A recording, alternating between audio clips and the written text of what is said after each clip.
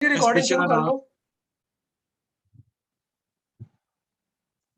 Critical thinking ਜਿਹੜੇ thinking ਸਾਡੇ ਬਹੁਤ ਤਰ੍ਹਾਂ ਦੀ ਹੁੰਦੀ ਹੈ। ਇੱਕ ਇਮੋਸ਼ਨਲ ਥਿੰਕਿੰਗ, ਇੱਕ ਹੁੰਦੀ ਹੈ ਰੈਸ਼ਨਲ ਥਿੰਕਿੰਗ, ਇੱਕ ਹੁੰਦੀ ਹੈ ਕ੍ਰਿਟੀਕਲ ਥਿੰਕਿੰਗ, ਇੱਕ ਹੁੰਦੀ ਸਿੰਪਲੀਫਾਈਡ ਥਿੰਕਿੰਗ, ਇੱਕ ਹੁੰਦੀ ਕੰਪਲੈਕਸ ਥਿੰਕਿੰਗ। ਥਿੰਕਿੰਗ ਦੇ ਜਿਹੜੇ ਬਹੁਤ ਸਾਰੇ ਡਾਇਮੈਂਸ਼ਨਸ ਹੁੰਦੇ ਜਿਹੜੇ ਸਾਡੇ ਦਿਮਾਗ ਦੇ ਵਿੱਚ, ਮਨ ਦੇ ਵਿੱਚ ਵਿਚਾਰ ਉੱਠਦੇ ਆ। ਉਹਨਾਂ ਦੇ ਵਿੱਚੋਂ ਸਾਰਿਆਂ ਤੋਂ ਇੰਪੋਰਟੈਂਟ ਜਿਹੜੀ ਅੱਜ ਦੇ ਜ਼ਮਾਨੇ ਦੇ ਵਿੱਚ ਜਾਂ ਪਹਿਲਾਂ ਸ਼ੁਰੂ ਤੋਂ ਉਹ ਗਿਣੀ ਜਾਂਦੀ ਆ ਕ੍ਰਿਟੀਕਲ ਥਿੰਕਿੰਗ। ਕ੍ਰਿਟੀਕਲ ਥਿੰਕਿੰਗ ਦੇ ਵਿੱਚ ਅਸੀਂ ਸਭ ਤੋਂ ਜਿਹੜੀ ਵੱਡੀ ਚੀਜ਼ ਹੁੰਦੀ ਉਹਦੀ ਜੱਜਮੈਂਟਸ ਕਰਨੀ ਆ, ਆਪਾਂ ਜੱਜਮੈਂਟਸ ਬਣਾਉਣੀਆਂ। ਹੁਣ ਜਦੋਂ ਜੱਜਮੈਂਟ ਅਸੀਂ ਕਰਨੀ ਆ, ਉਹਦੇ ਲਈ ਕਿਸੇ ਵੀ ਚੀਜ਼ ਦੀ ਜੱਜਮੈਂਟ ਜਦੋਂ ਅਸੀਂ ਕਰਨੀ ਆ, ਉਹਦੇ ਲਈ ਕ੍ਰਿਟੀਕਲ ਥਿੰਕਿੰਗ ਹੋਣੀ ਬਹੁਤ ਜ਼ਰੂਰੀ ਆ। ਕਿਉਂਕਿ ਜਦੋਂ ਅਸੀਂ ਕ੍ਰਿਟੀਕਲੀ ਥਿੰਕ ਕਿਸੇ ਚੀਜ਼ ਦੇ ਉੱਤੇ, ਕਿਸੇ ਮਸਲੇ ਤੇ ਵਿਚਾਰ ਨਹੀਂ ਕਰ ਪਾਵਾਂਗੇ ਤੇ ਫਿਰ ਜਿਹੜੀ ਸਾਡੀਆਂ ਜੱਜਮੈਂਟਸ ਆ ਉਹ ਗਲਤ ਹੋ ਜਾਂਦੀਆਂ। ਜੋ ਕ੍ਰਿਟੀਕਲ ਥਿੰਕਿੰਗ ਦੇ ਨਾਲ ਜੋੜ ਕੇ ਹਰੇਕ ਚੀਜ਼ ਨੂੰ ਐਨਾਲਾਈਜ਼ ਕਰਕੇ ਉਸ ਤੋਂ ਬਾਅਦ ਫਿਰ ਆਪਾਂ ਡਿਸੀਜਨ ਮੇਕਿੰਗ ਤੇ ਪਹੁੰਚਦੇ ਹਾਂ। ਜਿਹੜੇ ਤੁਸੀਂ ਸਾਹਮਣੇ ਤਸਵੀਰ ਦੇਖ ਰਹੇ, ਇਹਦੇ ਵਿੱਚ ਕ੍ਰਿਟੀਕਲ ਥਿੰਕਿੰਗ ਦੇ ਪਾਰਟ ਦਿੱਤੇ ਹੋਏ ਆ। ਜਿਹੜਾ ਸਾਰਿਆਂ ਤੋਂ ਸ਼ੁਰੂ ਆਪਾਂ ਕਰਦੇ ਆ ਉਹ ਹੁੰਦਾ ਰੀਜ਼ਨਿੰਗ। ਆਪਾਂ ਪਹਿਲਾਂ ਸਾਰਿਆਂ ਤੋਂ ਸ਼ੁਰੂ ਕਰਦੇ ਕਿ ਰੀਜ਼ਨਿੰਗ। ਕੋਈ ਵੀ ਸਥਿਤੀ ਸਾਡੇ ਸਾਹਮਣੇ ਆ ਜਾਂਦੀ ਆ, ਕੋਈ ਵੀ ਪ੍ਰੋਬਲਮ ਆ ਜਾਂਦੀ, ਪ੍ਰੋਬਲਮ ਸੋਲਵਿੰਗ ਸਕਿੱਲ ਦੇ ਵਿੱਚ, ਉਹਦੇ ਵਿੱਚ ਸਾਰਿਆਂ ਤੋਂ ਜਿਹੜੀ ਪਹਿਲੀ ਸਟੈਪ ਹੁੰਦਾ ਕਿ ਕ੍ਰਿਟੀਕਲ ਥਿੰਕਿੰਗ ਜਦੋਂ ਅਸੀਂ ਲਾ ਕੇ ਕਿਸੇ ਚੀਜ਼ ਦੇ ਉੱਪਰ ਵਿਚਾਰ ਕਰਨੀ ਆ, ਉਹ ਹੁੰਦੀ ਆ ਰੀਜ਼ਨਿੰਗ।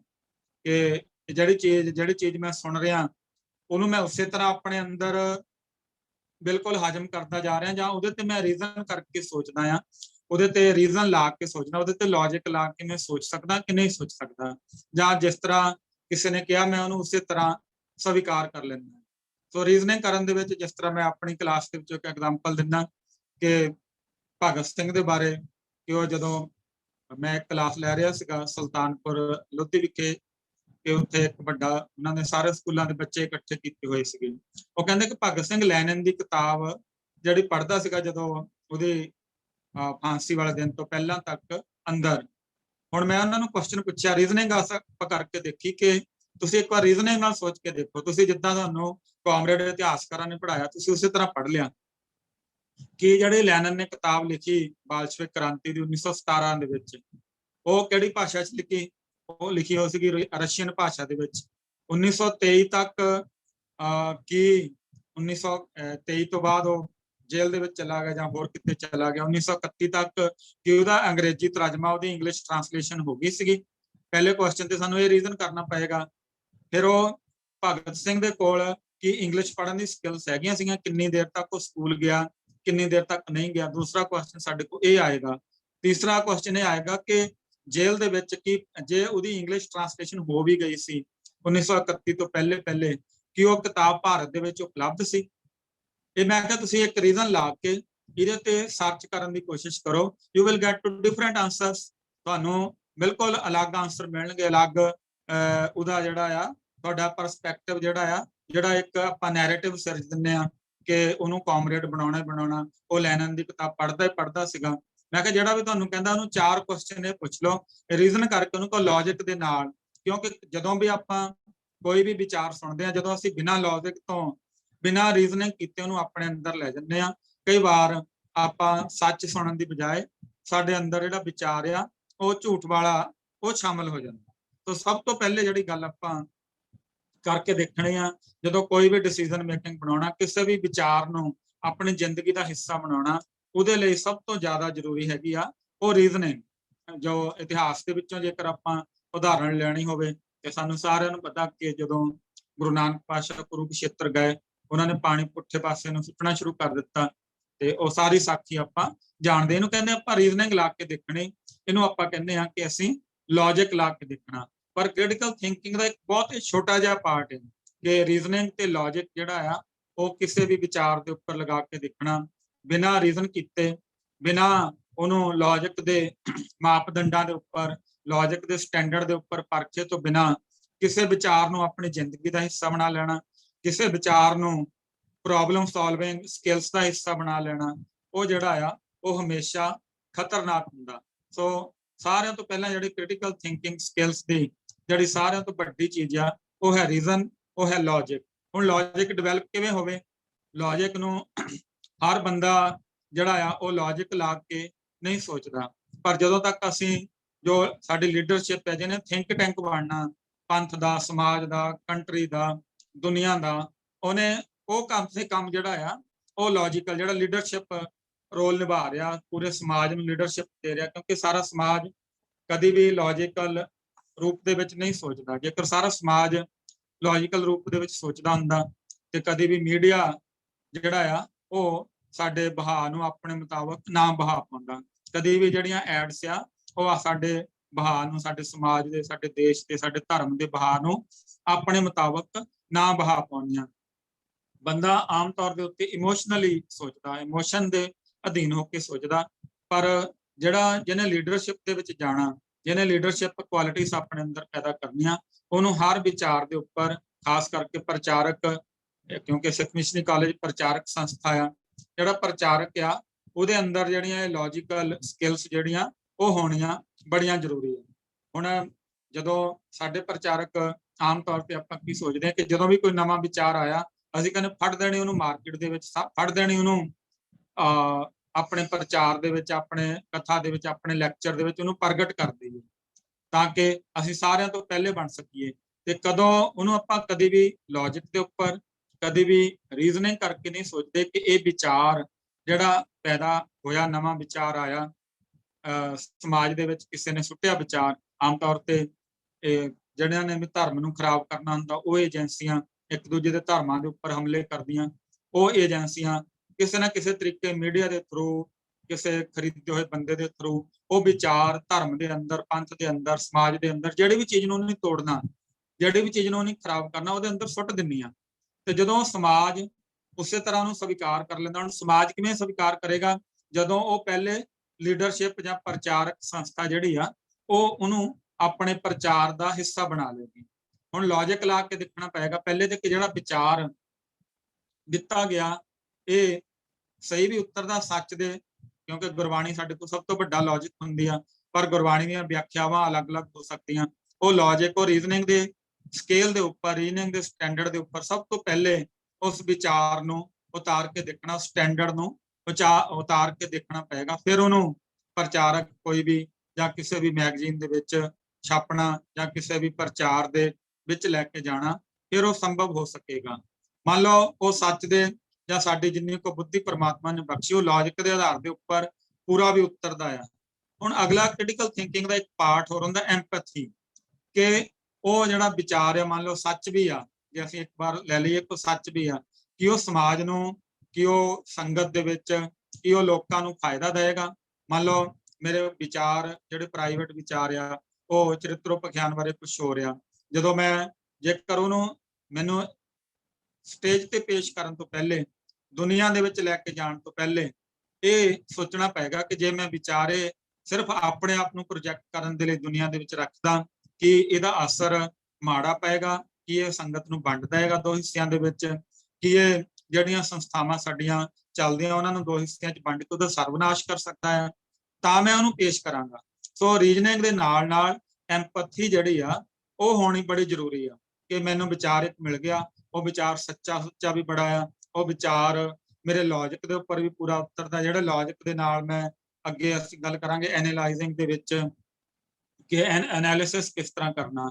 ਸੋ ਮੰਨ ਲਓ ਐਨਾਲਿਸਿਸ ਦੇ ਵਿੱਚੋਂ ਪੂਰਾ ਵੀ ਉਤਰ ਜਾਂਦਾ, ਤੇ ਫਿਰ ਵੀ ਜਿਹੜਾ ਐਮਪੈਥੀ ਪਾਰਟ ਆ ਉਹਦਾ, ਕਿ ਸਮਾਜ ਦੇ ਵਿੱਚ ਉਹਨੂੰ ਪੇਸ਼ ਕਰਨਾ ਜਾਂ ਆਪਣੀ ਸੰਸਥਾ ਦੇ ਵਿੱਚ ਉਹਨੂੰ ਪੇਸ਼ ਕਰਨਾ, ਜਾਂ ਜਿੱਥੇ ਵੀ ਕੋਈ ਬੰਦਾ ਇੱਕ ਟੀਮ ਵਰਕ ਦੇ ਵਿੱਚ ਕੰਮ ਕਰਦਾ ਉਹਨੂੰ ਉੱਥੇ ਪੇਸ਼ ਕਰਨਾ, ਉਹ ਜਾਇਜ਼ ਆ ਕਿ ਨਹੀਂ ਜਾਇਜ਼।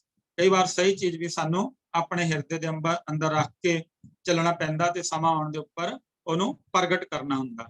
ਸੋ ਰੀਜ਼ਨਿੰਗ ਦੇ ਨਾਲ ਨਾਲ, ਲੌਜਿਕ ਦੇ ਨਾਲ ਨਾਲ ਐਮਪੈਥੀ ਜਿਹੜੀ ਆ, ਜੇ ਲੌਜਿਕ ਦੇ ਉੱਪਰ ਪੂਰਾ ਵੀ ਉਤਰਦਾ ਹੋਵੇ ਤਾਂ ਵੀ ਕ੍ਰਿਟੀਕਲ ਥਿੰਕਿੰਗ ਦਾ ਇੱਕ ਮੇਨ ਪਾਰਟ ਐਮਪੈਥੀ ਜਿਹੜੀ ਨਾਲ ਸਾਨੂੰ ਲੈ ਕੇ ਉਹ ਚੱਲਣਾ ਪਏਗਾ। ਅਗਲੀ ਗੱਲ ਹੈ ਕ੍ਰਿਟੀਕਲ ਥਿੰਕਿੰਗ ਦੇ ਵਿੱਚ ਐਨਾਲਾਈਜ਼ਿੰਗ, ਕਿ ਅਸੀਂ ਕਿਸੇ ਸਥਿਤੀ ਨੂੰ ਕਿਸ ਤਰ੍ਹਾਂ ਉਹਦਾ ਐਨਾਲਿਸਿਸ ਕਰਦੇ ਹਾਂ। ਕੋਈ ਪ੍ਰੋਬਲਮ ਆ ਜਾਂਦੀ ਆ, ਹਾਂਜੀ ਇੱਕ ਮੈਸੇਜ ਆ ਰਿਹਾ ਕਿਰਪਾਲ ਸਿੰਘ ਜੀ ਵੱਲੋਂ ਕਿ ਅਸੀਂ ਜਦੋਂ ਵਿਵੇਕਦਾਨ ਮੰਗਦੇ ਹਾਂ ਤੇ ਕ੍ਰਿਟੀਕਲ ਥਿੰਕਿੰਗ ਹੀ ਮੰਗਦੇ ਹਾਂ, ਉਹਦੇ ਬਾਰੇ ਆਪਾਂ ਫਿਰ ਵਿਚਾਰ ਕਰਦੇ ਅੱਗੇ ਜਾ ਕੇ। ਸੋ ਲੌਜਿਕ ਤੋਂ ਬਾਅਦ ਹੁਣ ਲੌਜਿਕ ਡਿਵੈਲਪ ਕਿਵੇਂ ਹੋਏਗਾ? ਜਦੋਂ ਅਸੀਂ ਕਿਸੇ ਸਿਚੁਏਸ਼ਨ ਨੂੰ ਕਿਸੇ ਵਿਚਾਰ ਨੂੰ, ਕੋਈ ਡਿਸੀਜਨ ਮੇਕਿੰਗ ਪ੍ਰੋਸੈਸ ਦੇ ਵਿੱਚ ਉਹਦਾ ਐਨਾਲਿਸਿਸ ਕਰਾਂਗੇ। ਹੁਣ ਐਨਾਲਿਸਿਸ ਬੜਾ ਡੂੰਘਾ ਹੋਣਾ ਚਾਹੀਦਾ। ਐਨਾਲਿਸਿਸ ਜਿਹੜਾ ਬੰਦਿਆਂ ਨੇ ਕਰਨਾ, ਪਹਿਲੇ ਤਾਂ ਉਹਨਾਂ ਬੰਦਿਆਂ ਦੀ ਚੋਣ, ਜੇਕਰ ਅਸੀਂ ਟੀਮ ਵਰਕ ਦੇ ਤੌਰ ਤੇ ਕੰਮ ਕਰ ਰਹੇ ਹਾਂ, ਮੰਨ ਲਓ ਅਸੀਂ ਸਿੱਖ ਮਿਸ਼ਨਰੀ ਕਾਲਜ ਦੇ ਤੌਰ ਤੇ ਕੰਮ ਕਰ ਰਹੇ ਹਾਂ, ਤੇ ਜਿਹੜੇ ਉਹਦੀ ਸੁਪਰੀਮ ਕਾਉਂਸਲ ਆ ਜਾਂ ਜਿਹੜਾ ਵੀ ਉਹਨਾਂ ਦੀ ਵਿਚਾਰਵਾਨ ਸੰਸਥਾ ਆ, ਪੰਚਾਇਤ ਆ, ਕਿ ਉਹ ਪੰਚਾਇਤ ਦੇ ਮੈਂਬਰਾਂ ਦੇ ਵਿੱਚ ਐਨਾਲਿਸਿਸ ਕਰਨ ਦੀ, ਟਰੂ ਐਨਾਲਿਸਿਸ ਕਰਨ ਦੀ, ਐਮਪੈਥੀ ਲੈ ਕੇ ਐਨਾਲਿਸਿਸ ਕਰਨ ਦੀ ਯੋਗਤਾ ਹੈਗੀ ਕਿ ਨਹੀਂ ਹੈਗੀ। ਜਿਹੜੀ ਵੀ ਟੀਮ ਕਿਸੇ ਵੀ ਸੰਸਥਾ ਨੂੰ ਛੋਟੀ ਸੰਸਥਾ ਤੋਂ ਲੈ ਕੇ ਵੱਡੀ ਸੰਸਥਾ ਤੱਕ ਚਲਾਉਂਦੀ ਆ, ਉਹਨਾਂ ਟੀਮ ਦੇ ਮੈਂਬਰਾਂ ਦੇ ਅੰਦਰ ਜਿਹੜੀ ਐਨਾਲਿਸਿਸ ਕਰਨ ਦੀ ਪਾਵਰ ਆ ਉਹ ਬੜੀ ਸਟਰੋਂਗ ਹੋਣੀ ਚਾਹੀਦੀ। ਬਹੁਤ ਜ਼ਿਆਦਾ ਡੂੰਘਾ ਐਨਾਲਿਸਿਸ ਉਹ ਕਰ ਸਕਦੇ ਹੋਣ। ਹੁਣ ਐਨਾਲਿਸਿਸ ਕਿਵੇਂ ਕੀਤਾ ਜਾਏਗਾ? ਪਹਿਲਾ ਤੇ ਜਿਸ ਤਰ੍ਹਾਂ ਰੀਜ਼ਨਿੰਗ ਦੇ ਉੱਤੇ, ਲੌਜਿਕ ਦੇ ਉੱਪਰ ਗੱਲ ਕੀਤੀ ਜਾਏਗੀ ਕਿ ਗੱਲ ਲੌਜੀਕਲ ਹੈਗੀ ਆ ਕਿ ਗੱਲ ਲੌਜੀਕਲ ਨਹੀਂ ਹੈਗੀ। ਪਹਿਲਾ ਪਾਰਟ ਇਹ ਹੋਏਗਾ, ਮੰਨ ਲਓ ਲੌਜਿਕ ਦੇ ਉੱਪਰ ਠੀਕ ਉੱਤਰ ਆਈ। ਦੂਸਰਾ, ਕਿ ਲੌਜਿਕ ਦੇ ਉੱਪਰ ਠੀਕ ਉੱਤਰ ਦੇ ਹੋਏ ਵੀ, ਜਿਹਨੂੰ ਆਪਾਂ ਤਰਕਸ਼ੀਲ ਕਹਿੰਦੇ, ਤਰਕ ਦੇ ਉੱਪਰ ਮੰਨ ਲਓ ਗੱਲ ਠੀਕ ਵੀ ਉੱਤਰ ਦੀ, ਮੰਨ ਲਓ ਫੈਸਲਾ ਠੀਕ ਵੀ ਉੱਤਰ ਦਾ ਆ, ਕਿ ਇਸ ਵਕਤ ਇਸ ਫੈਸਲੇ ਨੂੰ ਲਾਗੂ ਕਰਨਾ ਜਿਹੜਾ ਉਹ ਸਹੀ ਰਹੇਗਾ ਜਾਂ ਗਲਤ ਰਹੇਗਾ। ਕਈ ਵਾਰ ਫੈਸਲਾ ਲੌਜਿਕ ਦੇ ਉੱਪਰ ਬਿਲਕੁਲ ਸਹੀ ਉੱਤਰ ਦਾ ਹੁੰਦਾ ਆ, ਪਰ ਜਦੋਂ ਅਸੀਂ ਉਹਨੂੰ ਐਗਜ਼ੀਕਿਊਟ ਕਰਦੇ ਹਾਂ, ਉਹ ਫੈਸਲਾ ਜਿਹੜਾ ਆ ਉਹ ਗਲਤ ਸਾਬਤ ਹੋ ਜਾਂਦਾ। ਉਹਦੇ ਵਿੱਚ ਸਾਡੇ ਉਸ ਲੌਜਿਕ ਤੋਂ ਬਾਅਦ ਜਿਹੜੀ ਐਗਜ਼ੀਕਿਊਸ਼ਨ ਆ, ਜਿਹੜਾ ਉਹਨੂੰ ਸਹੀ ਰੂਪ ਦੇਣਾ, ਉਹਦੇ ਵਿੱਚ ਕਮੀ ਰਹਿ ਜਾਂਦੀ ਆ ਕਿ ਆਪਾਂ ਉਹਨੂੰ ਐਗਜ਼ੀਕਿਊਟ ਠੀਕ ਤਰੀਕੇ ਦੇ ਨਾਲ ਨਹੀਂ ਕਰ ਪਾਏ, ਉਹਦਾ ਐਨਾਲਿਸਿਸ ਠੀਕ ਤਰੀਕੇ ਦੇ ਨਾਲ ਨਹੀਂ ਕਰ ਪਾਏ, ਕਿਉਂਕਿ ਜਿਨ੍ਹਾਂ ਲੋਕਾਂ ਦੇ ਲਈ ਉਹ ਫੈਸਲਾ ਅਸੀਂ ਕਰਨਾ ਹੁੰਦਾ, ਉਹਨਾਂ ਲੋਕਾਂ ਦਾ ਮਨੋਵਿਗਿਆਨ, ਉਹਨਾਂ ਲੋਕਾਂ ਦਾ ਮਾਨਸਿਕ ਪੱਧਰ, ਉਹਨਾਂ ਲੋਕਾਂ ਦਾ ਬੁੱਧੀ ਦਾ ਪੱਧਰ, ਉਹਨਾਂ ਲੋਕਾਂ ਦੀ ਐਜੂਕੇਸ਼ਨ, ਤੇ ਉਹ ਲੋਕ ਇਸ ਵੇਲੇ ਕਿੱਥੇ ਸਟੈਂਡ ਕਰਦੇ ਆ। ਤੇ ਜੇਕਰ ਉਹ ਲੋਕ, ਜਿਨ੍ਹਾਂ ਲੋਕਾਂ ਦੇ ਲਈ ਅਸੀਂ ਵਿਚਾਰ ਕਰਨਾ, ਉਹ ਇਸ ਵਿਚਾਰ ਨੂੰ ਨਹੀਂ ਪਹੁੰਚਾ ਪਾਉਂਦੇ, ਤਾਂ ਕਿ ਉਹ ਜਿਹੜੇ ਪਹਿਲੇ ਵਿਚਾਰ ਦੇ ਉੱਪਰ ਖੜੇ ਸੀਗੇ, ਉਸ ਵਿਚਾਰ ਨੂੰ ਛੱਡ ਕੇ ਕਿਤੇ ਉਹ ਚਲੇ ਜਾਣਗੇ। ਇੱਕ ਸਵਾਲ ਹੈ ਜੀ, ਚਲੋ ਸਵਾਲ ਆਪਾਂ ਅਖੀਰ ਦੇ ਵਿੱਚ ਲੈਣੇ ਸਾਰੇ।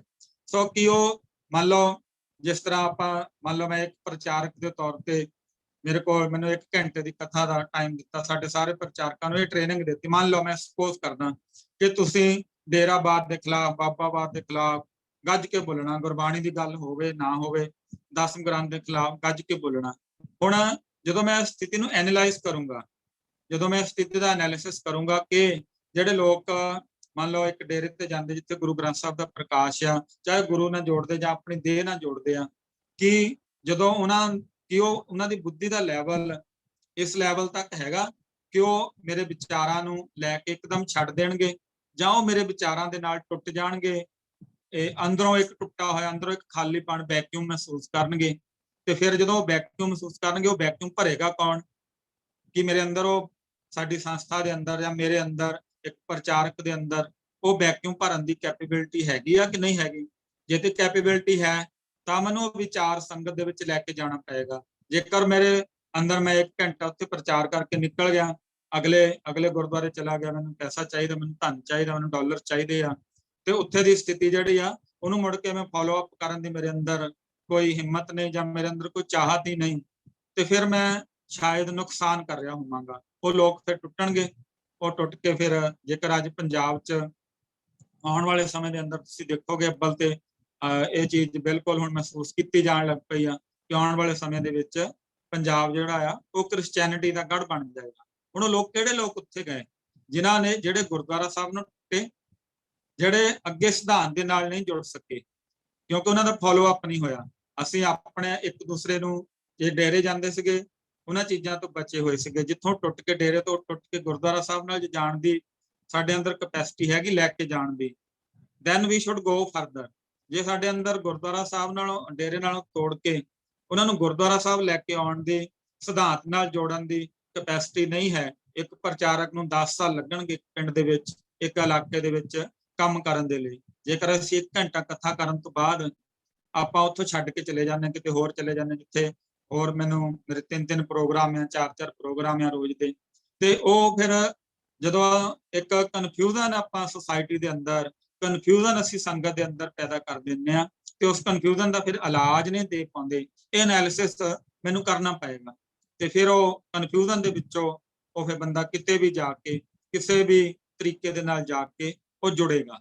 ਸੋ एनालिसिस करना, जो लॉजिक के तौर के उपर गल ठीक भी उतरती आ, उन्होंने फिर आप जे असी होर फरदर एनालिसिस करिए, माइन्यूट डिटेल दे विच जाइए, तो फिर सानू ये एनालिसिस करना पेगा कि किन्ने को परसेंट मैं 1 घंटे की कथा दे विच, 1 घंटे की विचार दे विच मैं किन्ने को परसेंट जिहड़ी गल आ वो इस पासे दी करनी आ, ते बाकी 98% 90% गल मैं जिहड़ी गुरबाणी दी जिहड़ी विचार आ उहदे नाल जोड़न दी करनी, किन्ना को मैं क्रिटिसाइज करना है किसी चीज नूं, वो परसेंटेज दे विच डिवाइड करके भी मैनूं पूरा एनालिसिस करके उसे दी संगत दे हिसाब दे नाल, उत्थे दे माहौल दे हिसाब दे नाल कि मैं 2% गल करनी, 10% तो वध ये किसी भी हालात दे विच नहीं होनी चाहिए।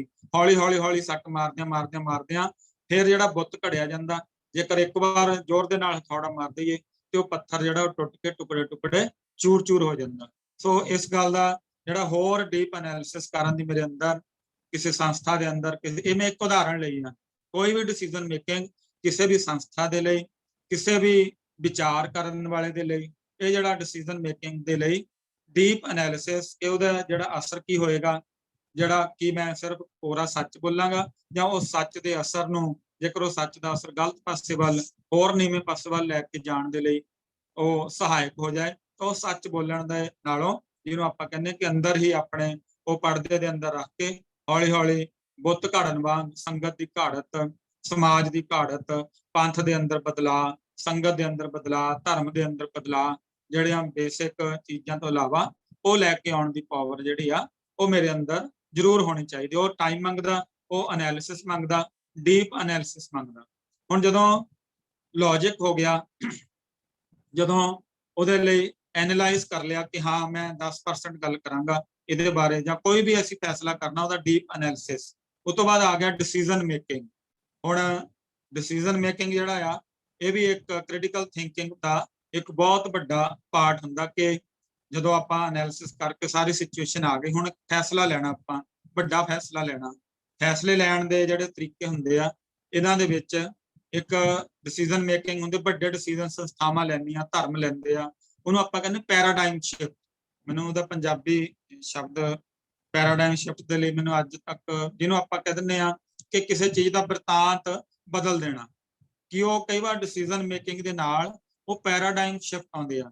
ਮੰਨ ਲਓ ਸਿੱਖ ਮਿਸ਼ਨਰੀ ਕਾਲਜ ਦੀ ਆਪਾਂ ਸੁਪਰੀਮ ਕੌਂਸਲ ਦੀ ਮੀਟਿੰਗ ਹੈ, ਪੰਚਾਇਤ ਦੀ ਮੀਟਿੰਗ ਹੈ, ਉਹਦੇ ਵਿੱਚ ਇਹ ਫੈਸਲਾ ਲਿਆ ਜਾਂਦਾ ਕਿ ਅੱਜ ਤੋਂ ਬਾਅਦ ਕਿਉਂਕਿ ਸਥਿਤੀਆਂ ਐਸੀਆਂ ਨਹੀਂ ਕਿ ਧਾਰਮਿਕ ਪ੍ਰੀਖਿਆ ਜਿਹੜੀ ਆ ਉਹ ਆਨਲਾਈਨ ਲਈ ਜਾਵੇ, ਇਹ ਇੱਕ ਪੈਰਾਡਾਈਮ ਸ਼ਿਫਟ ਹੋਏਗਾ, ਪੂਰਾ ਬਿਰਤਾਂਤ ਬਦਲ ਜਾਏਗਾ ਧਾਰਮਿਕ ਪ੍ਰੀਖਿਆ ਦਾ। ਹੁਣ ਇਹ ਤੋਂ ਪਹਿਲਾਂ ਪੂਰੀ ਤਰ੍ਹਾਂ ਲੌਜੀਕਲ, ਪੂਰੀ ਤਰ੍ਹਾਂ ਇਹਦਾ ਐਨਾਲਿਸਿਸ ਕਰਕੇ ਉਸ ਤੋਂ ਬਾਅਦ ਫਿਰ ਡਿਸੀਜਨ ਮੇਕਿੰਗ ਹੋਣੀ ਚਾਹੀਦੀ ਆ ਕਿ ਉਹ ਡਿਸੀਜਨ ਮੇਕਿੰਗ ਜਿਹੜੀ ਆ ਉਹਦੇ ਨਾਲ ਕਿਹੜੇ ਸ਼ਿਫਟ ਜਿਹੜੇ ਆ ਉਹ ਨਾਲ ਕਿਸੇ ਵਿਚਾਰ ਦੇ ਅੰਦਰ ਸਕੂਲਾਂ ਨੂੰ ਨਾਲ ਜੋੜਨ ਦੇ ਲਈ, ਜਾਂ ਉਹਨਾਂ ਦੇ ਅੰਦਰ ਕੀ ਜਾਂ ਬੱਚੇ ਕਿਸ ਤਰ੍ਹਾਂ ਉਹਨੂੰ ਕਰਨਗੇ, ਕਿਸ ਤਰ੍ਹਾਂ ਦਾ ਪੇਪਰ ਤਿਆਰ ਕਰਨਾ ਪਏਗਾ, ਇਹ ਸਾਰੀ ਡਿਸੀਜਨ ਮੇਕਿੰਗ ਜਿਹੜੀ ਪੈਰਾਡਾਈਮ ਸ਼ਿਫਟ ਹੈ ਜਿਹੜੀ ਉਹ ਲੈ ਕੇ ਆਉਣੀ। ਇੱਕ ਬਿਰਤਾਂਤ, ਇਹ ਵੱਡੇ ਡਿਸੀਜਨ ਹੁੰਦੇ ਆ, ਇੱਕ ਵੱਡੇ ਫੈਸਲੇ ਹੁੰਦੇ ਜਿਨ੍ਹਾਂ ਦੇ ਨਾਲ ਵਿਚਾਰ ਇੱਕਦਮ ਬਦਲ ਜਾਂਦੇ, ਬਿਰਤਾਂਤ ਬਦਲ ਜਾਂਦੇ। ਸੋ ਜਦੋਂ ਅਸੀਂ ਐਨਾਲਿਸਿਸ ਕਰਨਾ, ਉਹਦੇ ਵਿੱਚ ਇਹ ਗੱਲ ਨਾਲ ਜ਼ਰੂਰ ਰੱਖਣੀ ਆ ਕਿ ਜਿਹੜੀ ਡਿਸੀਜਨ ਮੇਕਿੰਗ ਹੋਏਗੀ ਕਿ ਉਸ ਡਿਸੀਜਨ ਮੇਕਿੰਗ ਦੇ ਨਾਲ ਪੈਰਾਡਾਈਮ ਸ਼ਿਫਟ ਕੋਈ ਆਉਣ ਦਾ ਖਤਰਾ ਤਾਂ ਨਹੀਂ, ਕਿ ਜੇ ਪੈਰਾਡਾਈਮ ਸ਼ਿਫਟ ਆਉਣ ਦਾ ਸਾਨੂੰ ਲੱਗਦਾ ਕਿ ਆਏਗਾ ਕਿ ਉਹ ਪੋਜ਼ਿਟਿਵ ਵਾਲੇ ਪਾਸੇ ਆਏਗਾ ਜਾਂ ਉਹ ਨੈਗੇਟਿਵ ਵਾਲੇ ਪਾਸੇ ਆਏਗਾ। ਮੈਂ ਇੱਕ ਐਗਜ਼ਾਮਪਲ ਲੈਣਾ, ਇਸ ਮਹੀਨੇ ਦਾ ਸਿੱਖ ਫੁਲਵਾੜੀ ਮੈਗਜ਼ੀਨ 39 ਪੇਜ ਖੋਲ ਕੇ ਦੇਖੋ ਭਾਈ ਮਰਦਾਨਾ ਜੀ ਦੀ ਜੀਵਨੀ ਬਾਰੇ। ਹੁਣ ਇੱਕ ਉਹਦੇ ਵਿੱਚ ਇੱਕ ਬਿਰਤਾਂਤ ਸਿਰਜਿਆ ਗਿਆ, ਕਿਤੇ ਵੀ ਸਤਿਗੁਰ ਸੱਚੇ ਗੁਰੂ ਨਾਨਕ ਪਾਤਸ਼ਾਹ ਜੀ ਨੂੰ ਗੁਰੂ ਨਾਨਕ ਪਾਤਸ਼ਾਹ ਨੇ ਲਿਖਿਆ ਗਿਆ, ਬਾਬਾ ਨਾਨਕ ਲਿਖਿਆ ਗਿਆ। ਹੁਣ ਇਹ ਇੱਕ ਪੈਰਾਡਾਈਮ ਸ਼ਿਫਟ ਸ਼ੋ ਕਰਦਾ ਸਾਡੀ ਸਿੱਖ ਮਿਸ਼ਨਰੀ ਕਾਲਜ ਦੀ ਵਿਚਾਰਧਾਰਾ ਦੇ ਵਿੱਚ। ਹੁਣ ਸਾਨੂੰ ਇਹ ਸੋਚਣਾ ਪਏਗਾ ਕਿ ਅਚਾਨਕ ਵਾਪਰ ਗਿਆ ਜਾਂ ਗਲਤੀ ਨਾਲ ਵਾਪਰ ਗਿਆ ਜਾਂ ਸਾਡੀ ਜਾਣਕਾਰੀ ਹੁੰਦੇ ਹੁੰਦੇ ਇਹ ਡਿਸੀਜਨ ਲਿਆ ਗਿਆ ਕਿ ਇੱਕ ਗੁਰੂ ਨਾਨਕ ਨੂੰ ਬਾਬਾ ਨਾਨਕ ਕਹਿਣ ਦਾ ਇੱਕ ਬਿਰਤਾਂਤ ਸਿਰਜਿਆ ਜਾਏ। ਜੇਕਰ ਗੁਰੂ ਨਾਨਕ ਨੂੰ ਬਾਬਾ ਨਾਨਕ ਕਹਿਣ ਦਾ ਇੱਕ ਬਿਰਤਾਂਤ ਸਿਰਜਣਾ ਕੀ ਇਹ ਖਤਰਨਾਕ ਆ, ਜਿੱਥੇ ਬਾਕੀ ਕਮਿਊਨਿਟੀਆਂ ਆਪਣੇ ਧਰਮ ਦੇ ਗੁਰੂਆਂ ਨੂੰ ਬੜੇ ਸਤਿਕਾਰ ਦੇ ਨਾਲ ਉਹਨਾਂ ਨੂੰ ਉੱਚੀ ਪਦਵੀ, ਇੱਥੋਂ ਤੱਕ ਕਿ ਸਾਡਾ ਜਿਹੜਾ ਰਵਿਦਾਸੀਆ ਸਮਾਜ ਆ ਉਹ ਭਗਤ ਰਵਿਦਾਸ ਕਹਿਣ ਤੋਂ ਵੀ ਉਹਨਾਂ ਨੂੰ ਲੱਗਦਾ, ਕਹਿੰਦੇ ਗੁਰੂ ਰਵਿਦਾਸ ਹੀ ਕਹੋ। ਹਾਲਾਂਕਿ ਗੁਰੂ ਅਰਜਨ ਦੇਵ ਪਾਤਸ਼ਾਹ ਜੀ ਨੇ ਸਾਰਾ ਕ੍ਰਿਟੀਕਲ ਥਿੰਕਿੰਗ ਲਾ ਕੇ ਉਹਨਾਂ ਦੀ ਜਿਸ ਜ਼ਿੰਦਗੀ ਦੇ ਤਲ ਦੇ ਉੱਪਰੋਂ ਵਿਚਰਦੇ ਹੋਣਗੇ ਉਹਨੂੰ ਸਾਰਾ ਸਮਝ ਕੇ ਉਸ ਤੋਂ ਬਾਅਦ ਉਹਨਾਂ ਲਈ ਭਗਤ ਸ਼ਬਦ ਵਰਤਿਆ, ਜਿਨ੍ਹਾਂ ਲਈ ਭੱਟ ਵਰਤਣਾ ਸੀ ਭੱਟ ਸਾਹਿਬਾਨ ਵਰਤਿਆ। ਉਹ ਫਿਰ ਵੀ ਇੱਕ ਉਹਨਾਂ ਨੂੰ ਪਤਾ ਕਿ ਇੱਕ ਬਿਰਤਾਂਤ ਕਿਵੇਂ ਸਿਰਜਿਆ ਜਾਂਦਾ, ਕਿਵੇਂ ਇੱਕ ਕਮਿਊਨਿਟੀ ਨੂੰ ਅੱਗੇ ਲੈ ਕੇ ਜਾਣ ਦੇ ਲਈ ਇੱਕ ਰੋਲ ਮਾਡਲ ਜਿਹੜੇ ਸਿਰਜੇ ਜਾਂਦੇ ਆ ਤੇ ਉਹ ਕਮਿਊਨਿਟੀ ਫਿਰ ਅੱਗੇ ਤਰੱਕੀ ਕਰਦੀ ਹੈ। ਕਿ ਇਹ ਪੈਰਾਡਾਈਮ ਸ਼ਿਫਟ ਜਦੋਂ ਅਸੀਂ ਡਿਸੀਜਨ ਕਰਦੇ ਹਾਂ, ਡਿਸੀਜਨ ਮੇਕਿੰਗ ਕਰਦੇ ਹਾਂ, ਕਿ ਇਹ ਪੈਰਾਡਾਈਮ ਸ਼ਿਫਟ ਜਿਹੜੇ ਆ ਇਹ ਬਿਰਤਾਂਤ ਜਿਹੜਾ ਅਲੱਗ ਤੌਰ ਤੇ ਸਿਰਜਣੇ, ਜਿਵੇਂ ਮੈਂ ਇੱਕ ਐਗਜ਼ਾਮਪਲ ਦੇ ਤੌਰ ਤੇ ਇਹ ਸਪੋਕਸਮੈਨ ਨੇ 1994 ਸ਼ੁਰੂ ਕੀਤਾ, ਹੌਲੀ ਹੌਲੀ ਕਰਦੇ ਆ ਕਿ ਇਹ ਪੈਰਾਡਾਈਮ ਸ਼ਿਫਟ ਬਿਰਤਾਂਤ ਸਿਰਜਣਾ, ਗੁਰੂ ਨਾਨਕ ਤੋਂ ਬਾਬਾ ਬਣਾਉਣਾ ਇੱਕ ਬਹੁਤ ਵੱਡਾ ਪੈਰਾਡਾਈਮ ਸ਼ਿਫਟ ਆ ਸਿੱਖ ਪੰਥ ਦੀ ਸੋਚ ਦੇ ਅੰਦਰ ਇਹ ਆਏਗਾ। ਕਿ ਇਹ ਐਨਾਲਿਸਿਸ ਤੋਂ ਬਾਅਦ ਕੀਤਾ ਗਿਆ, ਕਿ ਇਹ ਰੀਜ਼ਨਿੰਗ ਦੇ ਉੱਤੇ, ਲੌਜਿਕ ਦੇ ਉੱਪਰ, ਇਹਦੇ ਉੱਪਰ ਕੋਈ ਵਿਚਾਰ ਕੀਤੀ ਗਈ, ਜਾਂ ਇਹ ਅਚਾਨਕ ਵਾਪਰ ਗਿਆ। ਜੇਕਰ ਅਚਾਨਕ ਵਾਪਰ ਗਿਆ ਤੇ ਇਸ ਬਿਰਤਾਂਤ ਨੂੰ ਇੱਥੇ ਰੋਕ ਦਿੱਤਾ ਜਾਣਾ ਚਾਹੀਦਾ ਅਗਲੇ ਮੈਗਜ਼ੀਨ ਦੇ ਵਿੱਚ ਸਪਸ਼ਟੀਕਰਨ ਦੇ ਕੇ, ਤਾਂ ਕਿ ਇਹ ਰੈਫਰਲ ਪੁਆਇੰਟ ਬਣ ਜਾਵੇ, ਇੱਕ ਰੈਫਰੈਂਸ ਪੁਆਇੰਟ ਬਣ ਜਾਵੇ ਆਉਣ ਵਾਲੇ ਲੇਖਕਾਂ ਲਈ, ਆਉਣ ਵਾਲੇ ਸੰਪਾਦਕਾਂ ਲਈ ਤੇ ਆਉਣ ਵਾਲੇ ਜਿੰਨੇ ਵੀ ਪ੍ਰਬੰਧਕ ਹੋਣਗੇ ਸਿੱਖ ਮਿਸ਼ਨਰੀ ਕਾਲਜ ਦੇ, ਉਹਨਾਂ ਪ੍ਰਬੰਧਕਾਂ ਦੇ ਲਈ। ਸੋ ਡਿਸੀਜਨ ਮੇਕਿੰਗ ਜਦੋਂ ਆਪਾਂ ਕਰਨੀ ਆ, ਡਿਸੀਜਨ ਮੇਕਿੰਗ ਐਨਾਲਿਸਿਸ, ਡੂੰਘੇ ਐਨਾਲਿਸਿਸ ਦੇ ਵਿੱਚੋਂ ਡਿਸੀਜਨ ਜਿਹੜੇ ਵੱਡੇ ਆ ਫੈਸਲੇ ਉਹ ਲਏ ਜਾਂਦੇ, ਜਿਨ੍ਹਾਂ ਦੇ ਨਾਲ ਇੱਕ ਨਵੇਂ ਬਿਰਤਾਂਤ ਸਿਰਜੇ ਜਾਂਦੇ ਆ, ਨਵੀਂ ਪੈਰਾਡਾਈਮ ਸ਼ਿਫਟ ਆਉਂਦੀ ਆ। ਹੁਣ ਜਿਸ ਤਰ੍ਹਾਂ ਈਸਾਈ ਸਮਾਜ ਅੱਗੇ ਵਧਿਆ, ਮੁਸਲਿਮ ਸਮਾਜ ਅੱਗੇ ਵਧਿਆ, ਉਹਨਾਂ ਨੇ ਬਹੁਤ ਵੱਡੇ ਵੱਡੇ ਫੈਸਲੇ ਲਏ, ਪਰ ਉਹ ਫੈਸਲੇ ਬੜੇ ਸਹੀ ਸਾਬਤ ਹੋਏ, ਕਦੇ ਵੀ ਉਹਨਾਂ ਦੇ ਫੈਸਲੇ ਗਲਤ ਸਾਬਤ ਨਹੀਂ ਹੋਏ, ਕਿਉਂਕਿ ਉਹ 10-10 ਸਾਲ ਰੀਜ਼ਨਿੰਗ ਕਰਦੇ ਆ, ਉਹਦੇ ਤੇ ਐਨਾਲਿਸਿਸ ਕਰਦੇ ਆ, ਫਿਰ ਉਹਨਾਂ ਦੇ ਕੋਲ ਸਾਰਾ ਡਿਸੀਜਨ ਮੇਕਿੰਗ ਤੋਂ ਪਹਿਲੇ ਉਹਨਾਂ ਦੇ ਉਹਨਾਂ ਦੇ ਕੋਲ ਪੂਰਾ ਡਾਟਾ ਹੋ ਕੇ, ਉਹ ਡਾਟਾ ਇਕੱਠਾ ਕਰਕੇ, ਸਰਵੇ ਕਰਕੇ, ਪੂਰੇ ਡਾਟੇ ਦੇ ਅਨੁਸਾਰ ਫਿਰ psychology, social psychologist, social scientist ਪੂਰੇ ਦਾ ਪੂਰਾ ਸਾਰਾ ਡਾਟਾ ਨੂੰ ਐਨਾਲਿਸਿਸ ਕਰਕੇ ਫਿਰ ਆਪਣੀ ਰਿਪੋਰਟ ਕਰਦੇ ਆ। ਫਿਰ ਉਹ ਕੋਈ ਵੀ ਆਪਣਾ ਡਿਸੀਜਨ ਜਿਹੜਾ ਕਿ ਕਿਵੇਂ ਧਰਮ ਨੂੰ ਅੱਗੇ ਲੈ ਕੇ ਜਾਣਾ, ਜਿਵੇਂ ਉਹਨਾਂ ਨੇ ਲਗਭਗ 20 ਸਾਲ ਐਨਾਲਿਸਿਸ ਕੀਤਾ ਕਿ ਜਿਹੜਾ ਇੱਕ ਟਾਈ, ਇੱਕ ਇੰਗਲਿਸ਼ ਲੈਂਗੁਏਜ ਤੇ ਇੱਕ ਲੋਕਾਂ ਦੀ ਸਿਹਤ, ਇਹ ਤਿੰਨ ਚੀਜ਼ਾਂ ਬਸ ਪਾਉਣੀਆਂ ਆਪਾਂ, ਈਸਾਈਅਤ ਦੀ ਗੱਲ ਹੀ ਨਹੀਂ ਕਰਨੀ। ਇਹ ਤਿੰਨ ਚੀਜ਼ਾਂ ਉਹਨਾਂ ਨੇ ਸਾਡੇ ਬੱਚਿਆਂ ਦੇ ਗਲਾਂ 'ਚ ਟਾਈ ਪਾਤੀ, ਜੀਸਸ ਦਾ ਸਾਈਨ ਪਾਤਾ। ਇੰਗਲਿਸ਼ ਲੈਂਗੁਏਜ ਜਿਹੜੀ ਸੀਗੀ, ਅੰਗਰੇਜ਼ੀ ਭਾਸ਼ਾ, ਉਹ ਸਾਰੀ ਦੁਨੀਆ ਦੀ ਭਾਸ਼ਾ ਬਣਾ ਕੇ ਰੱਖੀ, ਉਹ ਤੋਂ ਬਿਨਾਂ ਲੋਕਾਂ ਦਾ ਗੁਜ਼ਾਰਾ ਨਾ ਹੋਵੇ। ਸਿਹਤ ਦੇ ਉੱਪਰ ਵੀ ਉਹਨੇ ਕਬਜ਼ਾ ਕਰ ਲਿਆ। ਤੇ ਉਸ ਤੋਂ ਬਾਅਦ ਸਾਡੇ ਜਿਹੜੇ ਹਿਸਟਰੀ ਚੈਨਲ ਆ, ਡਿਸਕਵਰੀ ਚੈਨਲ ਆ, ਇਹ ਸਾਰੇ ਚੈਨਲਸ ਤੇ ਉਹਨਾਂ ਦਾ ਕਬਜ਼ਾ, ਔਰ ਬੜੇ ਤਰੀਕੇ ਦੇ ਨਾਲ ਡੂੰਘੇ ਐਨਾਲਿਸਿਸ ਕਰਕੇ ਇਸ ਤਰ੍ਹਾਂ ਦੇ ਪ੍ਰੋਗਰਾਮ ਪੇਸ਼ ਕਰਦੇ ਕਿ ਸਾਨੂੰ ਲੱਗਦਾ ਕਿ ਅਸੀਂ ਆਪਣੇ ਗਿਆਨ ਦੇ ਵਿੱਚ ਵਾਧਾ ਕਰ ਰਹੇ ਹਾਂ, ਪਰ ਹੌਲੀ ਹੌਲੀ ਅਸੀਂ ਉਹਨਾਂ ਦੇ ਬਿਰਤਾਂਤ ਦੇ ਧਾਰਨੀ ਹੁੰਦੇ ਜਾਂਦੇ ਹਾਂ ਤੇ ਸਾਨੂੰ ਕਿਸੇ ਵੇਲੇ ਪਤਾ ਵੀ ਨਹੀਂ ਲੱਗਦਾ ਕਿ ਕਿਹੜੇ ਵੇਲੇ ਇੱਕ ਪੈਰਾਡਾਈਮ ਸ਼ਿਫਟ, ਇੱਕ ਨਵਾਂ ਬਿਰਤਾਂਤ ਜਿਹੜਾ ਆ ਉਹ ਸਾਡੀ ਜ਼ਿੰਦਗੀ ਦੇ ਵਿੱਚ ਸਿਰਜਿਆ ਜਾਂਦਾ। ਇਵੇਂ ਵੱਡੇ ਧਰਮ, ਵੱਡੀਆਂ ਸੰਸਥਾਵਾਂ, ਵੱਡੇ ਲੋਕ, ਸਮਝਦਾਰ ਲੋਕ ਇਵੇਂ ਦੇ ਡਿਸੀਜਨ ਮੇਕਿੰਗ ਕਰਦੇ ਡੂੰਘੇ ਐਨਾਲਿਸਿਸ ਤੋਂ ਬਾਅਦ। ਹੁਣ ਚਲੋ ਡਿਸੀਜਨ ਕਰ ਲਿਆ ਇੱਕ ਬੰਦੇ, ਅਸੀਂ ਇੱਕ ਸੰਸਥਾ ਦੇ ਤੌਰ ਤੇ, ਟੀਮ ਵਰਕ ਦੇ ਤੌਰ ਦੇ ਉੱਪਰ, ਇਹ ਤਿੰਨ ਆਪਾਂ ਕ੍ਰਿਟੀਕਲ ਥਿੰਕਿੰਗ ਦੇ ਪਾਰਟ ਪੂਰੇ ਕਰ ਲਏ। ਰੀਜ਼ਨਿੰਗ ਦੇ ਉੱਪਰ ਵੀ ਉਹ ਪੂਰੀ ਉਤਰ ਗਈ, ਐਨਾਲਿਸਿਸ ਦੇ ਉੱਪਰ ਵੀ ਪੂਰੀ ਉਤਰ ਗਈ, ਡਿਸੀਜਨ ਮੇਕਿੰਗ ਦੇ ਪੈਟਰਨ ਦੇ ਉੱਪਰ ਵੀ ਉਹ ਪੂਰੀ ਉਤਰ ਗਈ। ਉਸ ਤੋਂ ਬਾਅਦ ਆ ਗਿਆ ਇਵੈਲੂਏਟਿੰਗ, ਕਿ ਫਿਰ ਉਹਦੀ ਇਵੈਲੂਏਸ਼ਨ ਹੁੰਦੀ ਆ ਕਿ ਉਹਨੂੰ ਪਹਿਲਾਂ ਜਾਂ ਤਾਂ ਇਵੈਲੂਏਸ਼ਨ ਦੇ ਬਹੁਤ ਸਾਰੇ ਤਰੀਕੇ ਹੁੰਦੇ ਆ ਕਿ ਉਹਨੂੰ ਪਾਇਲਟ ਪ੍ਰੋਜੈਕਟ ਦੇ ਤੌਰ ਦੇ ਉੱਪਰ ਲਾਗੂ ਕਰਕੇ ਦੇਖਿਆ ਜਾਵੇ, ਜਾਂ ਜਿਸ ਵੀ ਤਰੀਕੇ ਦੇ ਨਾਲ ਉਹਦੀ ਇਵੈਲੂਏਸ਼ਨ ਦੇ ਸਟੈਂਡਰਡ ਫਿਕਸ ਕੀਤੇ ਜਾਣ ਕਿ ਜਿਹੜਾ ਡਿਸੀਜਨ ਹੋਇਆ, ਜਦੋਂ ਇਹਨੂੰ ਐਗਜ਼ੀਕਿਊਟ ਕਰਨਾ, ਜਦੋਂ ਇਸ ਡਿਸੀਜਨ ਨੂੰ ਐਗਜ਼ੀਕਿਊਟ ਕਰਕੇ ਉਹਨੂੰ ਫਿਰ ਇਵੈਲੂਏਟ ਕਰਨਾ, ਥੋੜਾ ਜਿਹਾ ਹਿੱਸੇ ਦੇ ਵਿੱਚ ਲਾਗੂ ਕਰਕੇ ਕਿ ਇਹਦੇ ਨਤੀਜੇ ਕੀ ਨਿਕਲ ਰਹੇ ਆ, ਕਿ ਜਿਹੜੀ ਸ਼ਿਫਟ ਜਾਂ ਜਿਹੜੇ ਵਿਚਾਰ ਅਸੀਂ ਲੈ ਕੇ ਜਾਣਾ ਚਾਹੁੰਦੇ ਸੀ, ਜਾਂ ਜਿਹੜੀ ਖੋਜ ਜਾਂ ਜਿਹੜੀ ਸਕਿੱਲ ਅਸੀਂ ਡਿਵੈਲਪ ਕਰਵਾਉਣਾ ਚਾਹੁੰਦੇ ਸੀ, ਕਿ ਉਹ ਸਕਿੱਲ ਡਿਵੈਲਪ ਹੋ ਰਹੀ ਆ, ਕਿ ਉਹ ਜੇਕਰ ਅਸੀਂ ਇੱਕ ਧਾਰਮਿਕ ਪ੍ਰਚਾਰਕ ਦੇ ਤੌਰ ਦੇ ਉੱਪਰ ਅਸੀਂ ਸਮਾਜ ਦੇ ਅੰਦਰ ਵਿਚਾਰ ਲੈ ਕੇ ਜਾਣਾ ਚਾਹੁੰਦੇ ਸੀ, ਕਿ ਉਹ ਵਿਚਾਰ ਲੋਕ ਸਵੀਕਾਰ ਕਰ ਰਹੇ ਆ, ਲੋਕਾਂ ਦੇ ਉੱਪਰ ਉਹ ਅਸਰ ਕਰ ਰਿਹਾ, ਜੇ ਕਰ ਰਿਹਾ ਤੇ ਕਿੰਨਾ ਕਰ ਰਿਹਾ। ਇਹ ਸਾਰਾ ਮਤਲਬ ਮੈਥਮੈਟੀਕਲ ਰੀਜ਼ਨਿੰਗ ਦੇ ਤੌਰ ਤੇ, ਨਿਊਮੈਰੀਕਲ ਵੈਲਿਊਸ ਦੇ ਤੌਰ ਦੇ ਉੱਪਰ ਜਿਹੜੀ ਇਵੈਲੂਏਟਿੰਗ ਆ ਉਹ ਕੀਤੀ ਜਾਂਦੀ ਹੈ। ਜੇਕਰ ਮੈਂ ਜਾ ਕੇ ਕਹਿਦਾ, ਵੈਸੇ ਕਹਿਦਾ ਹਾਂਜੀ ਜਿਹੜਾ ਜੀ ਰਾਤੀ ਤੁਸੀਂ ਕਥਾ ਕੀਤੀ, ਲੋਕਾਂ ਦੇ ਉੱਤੇ ਬੜਾ ਅਸਰ ਕੀਤਾ, ਪਰ ਜੇਕਰ ਅਸੀਂ ਡਾਟਾ ਲੈ ਕੇ ਦੇਖੀਏ ਕਿ ਕਿੰਨੇ ਲੋਕਾਂ ਨੇ ਉਹਨੂੰ ਸੁਣਿਆ, ਕਿੰਨੇ ਲੋਕਾਂ ਨੇ ਉਹਨੂੰ ਪੜ੍ਹਿਆ ਤੇ ਗੁੜਿਆ ਤੇ ਆਪਣੇ ਅੰਦਰ ਲੈ ਕੇ ਕੀਤਾ, ਤੇ ਫਿਰ ਇਵੈਲੂਏਟ ਕਰਨ ਤੋਂ ਬਾਅਦ ਜਿਹੜੇ ਨਤੀਜੇ ਆਉਣਗੇ ਉਹ ਕੋਈ ਹੋਰ ਸਾਹਮਣੇ ਆ ਸਕਦੇ ਆ।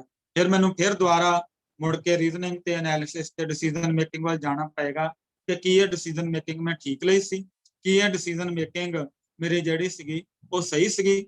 ਇਹਨੂੰ ਬਾਰ-ਬਾਰ ਹਰ ਚੀਜ਼ ਦੀ ਇਵੈਲੂਏਸ਼ਨ ਕਰਨੀ ਪੈਂਦੀ, ਜਿਵੇਂ ਸਕੂਲ ਦੇ ਵਿੱਚ ਹਰ ਸਾਲ ਬੱਚੇ ਦੀ ਇਵੈਲੂਏਸ਼ਨ ਕਰਨੀ ਪੈਂਦੀ, ਇਵੈਲੂਏਸ਼ਨ ਤੋਂ ਬਾਅਦ ਫਿਰ ਉਹਨੂੰ ਅਗਲੀ ਕਲਾਸ ਦੇ ਵਿੱਚ ਭੇਜਿਆ ਜਾਂਦਾ। ਤੇ ਵੇ class by class, step by step ਜਿਹੜੇ ਆ ਉਹ ਅੱਗੇ ਤੋਂ ਅੱਗੇ ਲੈ ਕੇ ਜਾਣੀ ਪੈਂਦੀ ਇਵੈਲੂਏਸ਼ਨ ਤੋਂ ਬਾਅਦ, ਕਿ ਕਿਸੇ ਵਿਚਾਰ ਨੂੰ ਜੇਕਰ ਅਸੀਂ ਅੱਗੇ ਲੈ ਕੇ ਜਾਣਾ ਕਿਸੇ ਸੰਸਥਾ ਕਿਸੇ ਧਰਮ ਦੇ ਵਿੱਚ, ਉਹ ਉਹਦੀ ਨੂਮੈਰੀਕਲ ਜਿਹੜੀ ਇੰਟਰਪ੍ਰੀਟੇਸ਼ਨ ਆ ਉਹ ਬਹੁਤ ਜ਼ਰੂਰੀ ਹੁੰਦੀ। Without numbers, without numerical interpretation we can't go further. ਅਸੀਂ ਅੱਗੇ ਨਹੀਂ ਜਾ ਸਕਦੇ ਉਹ ਤੋਂ ਬਿਨਾਂ ਕਿ ਇਹਦੇ ਅਸਰ ਕੀ ਹੋਏ, ਕਿੰਨੇ % ਅਸਰ ਹੋਏ, ਕਿੰਨਾ ਕੋ ਇਹਦਾ ਅਸਰ ਹੋਇਆ, ਕਿੰਨਾ ਕੋ ਇਹਦਾ ਗਲਤ ਅਸਰ ਹੋਇਆ, ਕਿੰਨਾ ਨੈਗੇਟਿਵ ਗਿਆ ਹੈ ਚੀਜ਼, ਕਿੰਨੀ ਪੋਜ਼ਿਟਿਵ ਗਈ, ਕਿੰਨੀ ਸੰਸਥਾ ਦੇ ਹੱਕ ਦੇ ਵਿੱਚ ਗਈ, ਕਿੰਨੀ ਸੰਸਥਾ ਦੇ ਵਿਰੋਧ ਦੇ ਵਿੱਚ ਗਈ। ਇਵੈਲੂਏਸ਼ਨ ਤੋਂ ਬਾਅਦ, ਪਾਇਲਟ ਪ੍ਰੋਜੈਕਟ ਕਰਨ ਤੋਂ ਬਾਅਦ ਫਿਰ ਇਹ ਆ ਜਾਂਦਾ ਪ੍ਰੋਬਲਮ ਸੋਲਵਿੰਗ, ਕਿ ਸਾਡੇ ਕੋਲ ਜਿਹੜੀ ਪ੍ਰੋਬਲਮ ਸੀਗੀ ਜਿਹਦੇ ਉੱਤੇ ਅਸੀਂ ਰੀਜ਼ਨਿੰਗ ਕਰਦੇ ਸੀਗੇ, ਜਿਹਨੂੰ ਜਿਹੜੀ ਪ੍ਰੋਬਲਮ ਦਾ ਅਸੀਂ ਉਦੇਸ਼, ਉਹਦੇ ਪ੍ਰੋਬਲਮ ਸੋਲਵਿੰਗ ਦੇ ਆਬਜੈਕਟਿਵ ਕੀ ਸੀਗੇ, ਕਿਹੜੇ ਉਦੇਸ਼ਾਂ ਨੂੰ ਲੈ ਕੇ ਅਸੀਂ ਉਹ ਪ੍ਰੋਬਲਮ ਜਿਹੜੀ ਆ ਉਹ ਸੋਲਵ ਕਰਨੀ ਸ਼ੁਰੂ ਕੀਤੀ ਸੀ। ਕਿ ਜਦੋਂ ਅਸੀਂ ਇਵੈਲੂਏਟ ਕਰਕੇ ਦੇਖਿਆ ਕਿ ਉਹ ਆਬਜੈਕਟਿਵ ਪੂਰੇ ਹੋ ਰਹੇ ਆ, ਮੰਨ ਲਓ ਅਸੀਂ ਇੱਕ ਇਲਾਕੇ ਦੇ ਵਿੱਚ ਸਕੂਲ ਖੋਲਣ ਦਾ ਫੈਸਲਾ ਕੀਤਾ, 5 ਸਾਲ ਸਕੂਲ ਚਲਾਉਣ ਤੋਂ ਬਾਅਦ, ਅੱਵਲ ਤੇ ਹਰ ਸਾਲ ਇਵੈਲੂਏਸ਼ਨ ਹੋਣੀ ਚਾਹੀਦੀ ਆ, 5 ਸਾਲ ਸਕੂਲ ਚਲਾਉਣ ਤੋਂ ਬਾਅਦ ਆਪਾਂ ਇਹ ਦੇਖਿਆ ਕਿ ਜਿਹੜੇ ਆਬਜੈਕਟਿਵ ਨੂੰ ਲੈ ਕੇ ਆਬਜੈਕਟਿਵ ਪੂਰਾ ਹੋ ਰਿਹਾ, ਜੇ ਅਸੀਂ ਸਿੱਖ ਅਫਸਰ ਪੈਦਾ ਕਰਨ ਦੇ ਲਈ ਸਕੂਲ ਖੋਲਿਆ ਸੀ, ਕਿ ਉਹ ਸਿੱਖ ਅਫਸਰ ਬਣਨ ਵੱਲ ਨੂੰ ਬੱਚੇ, ਉਹਨਾਂ ਦਾ ਸਟੈਂਡਰਡ ਉਹ ਬਣ ਰਿਹਾ ਕਿ ਨਹੀਂ ਬਣ ਰਿਹਾ।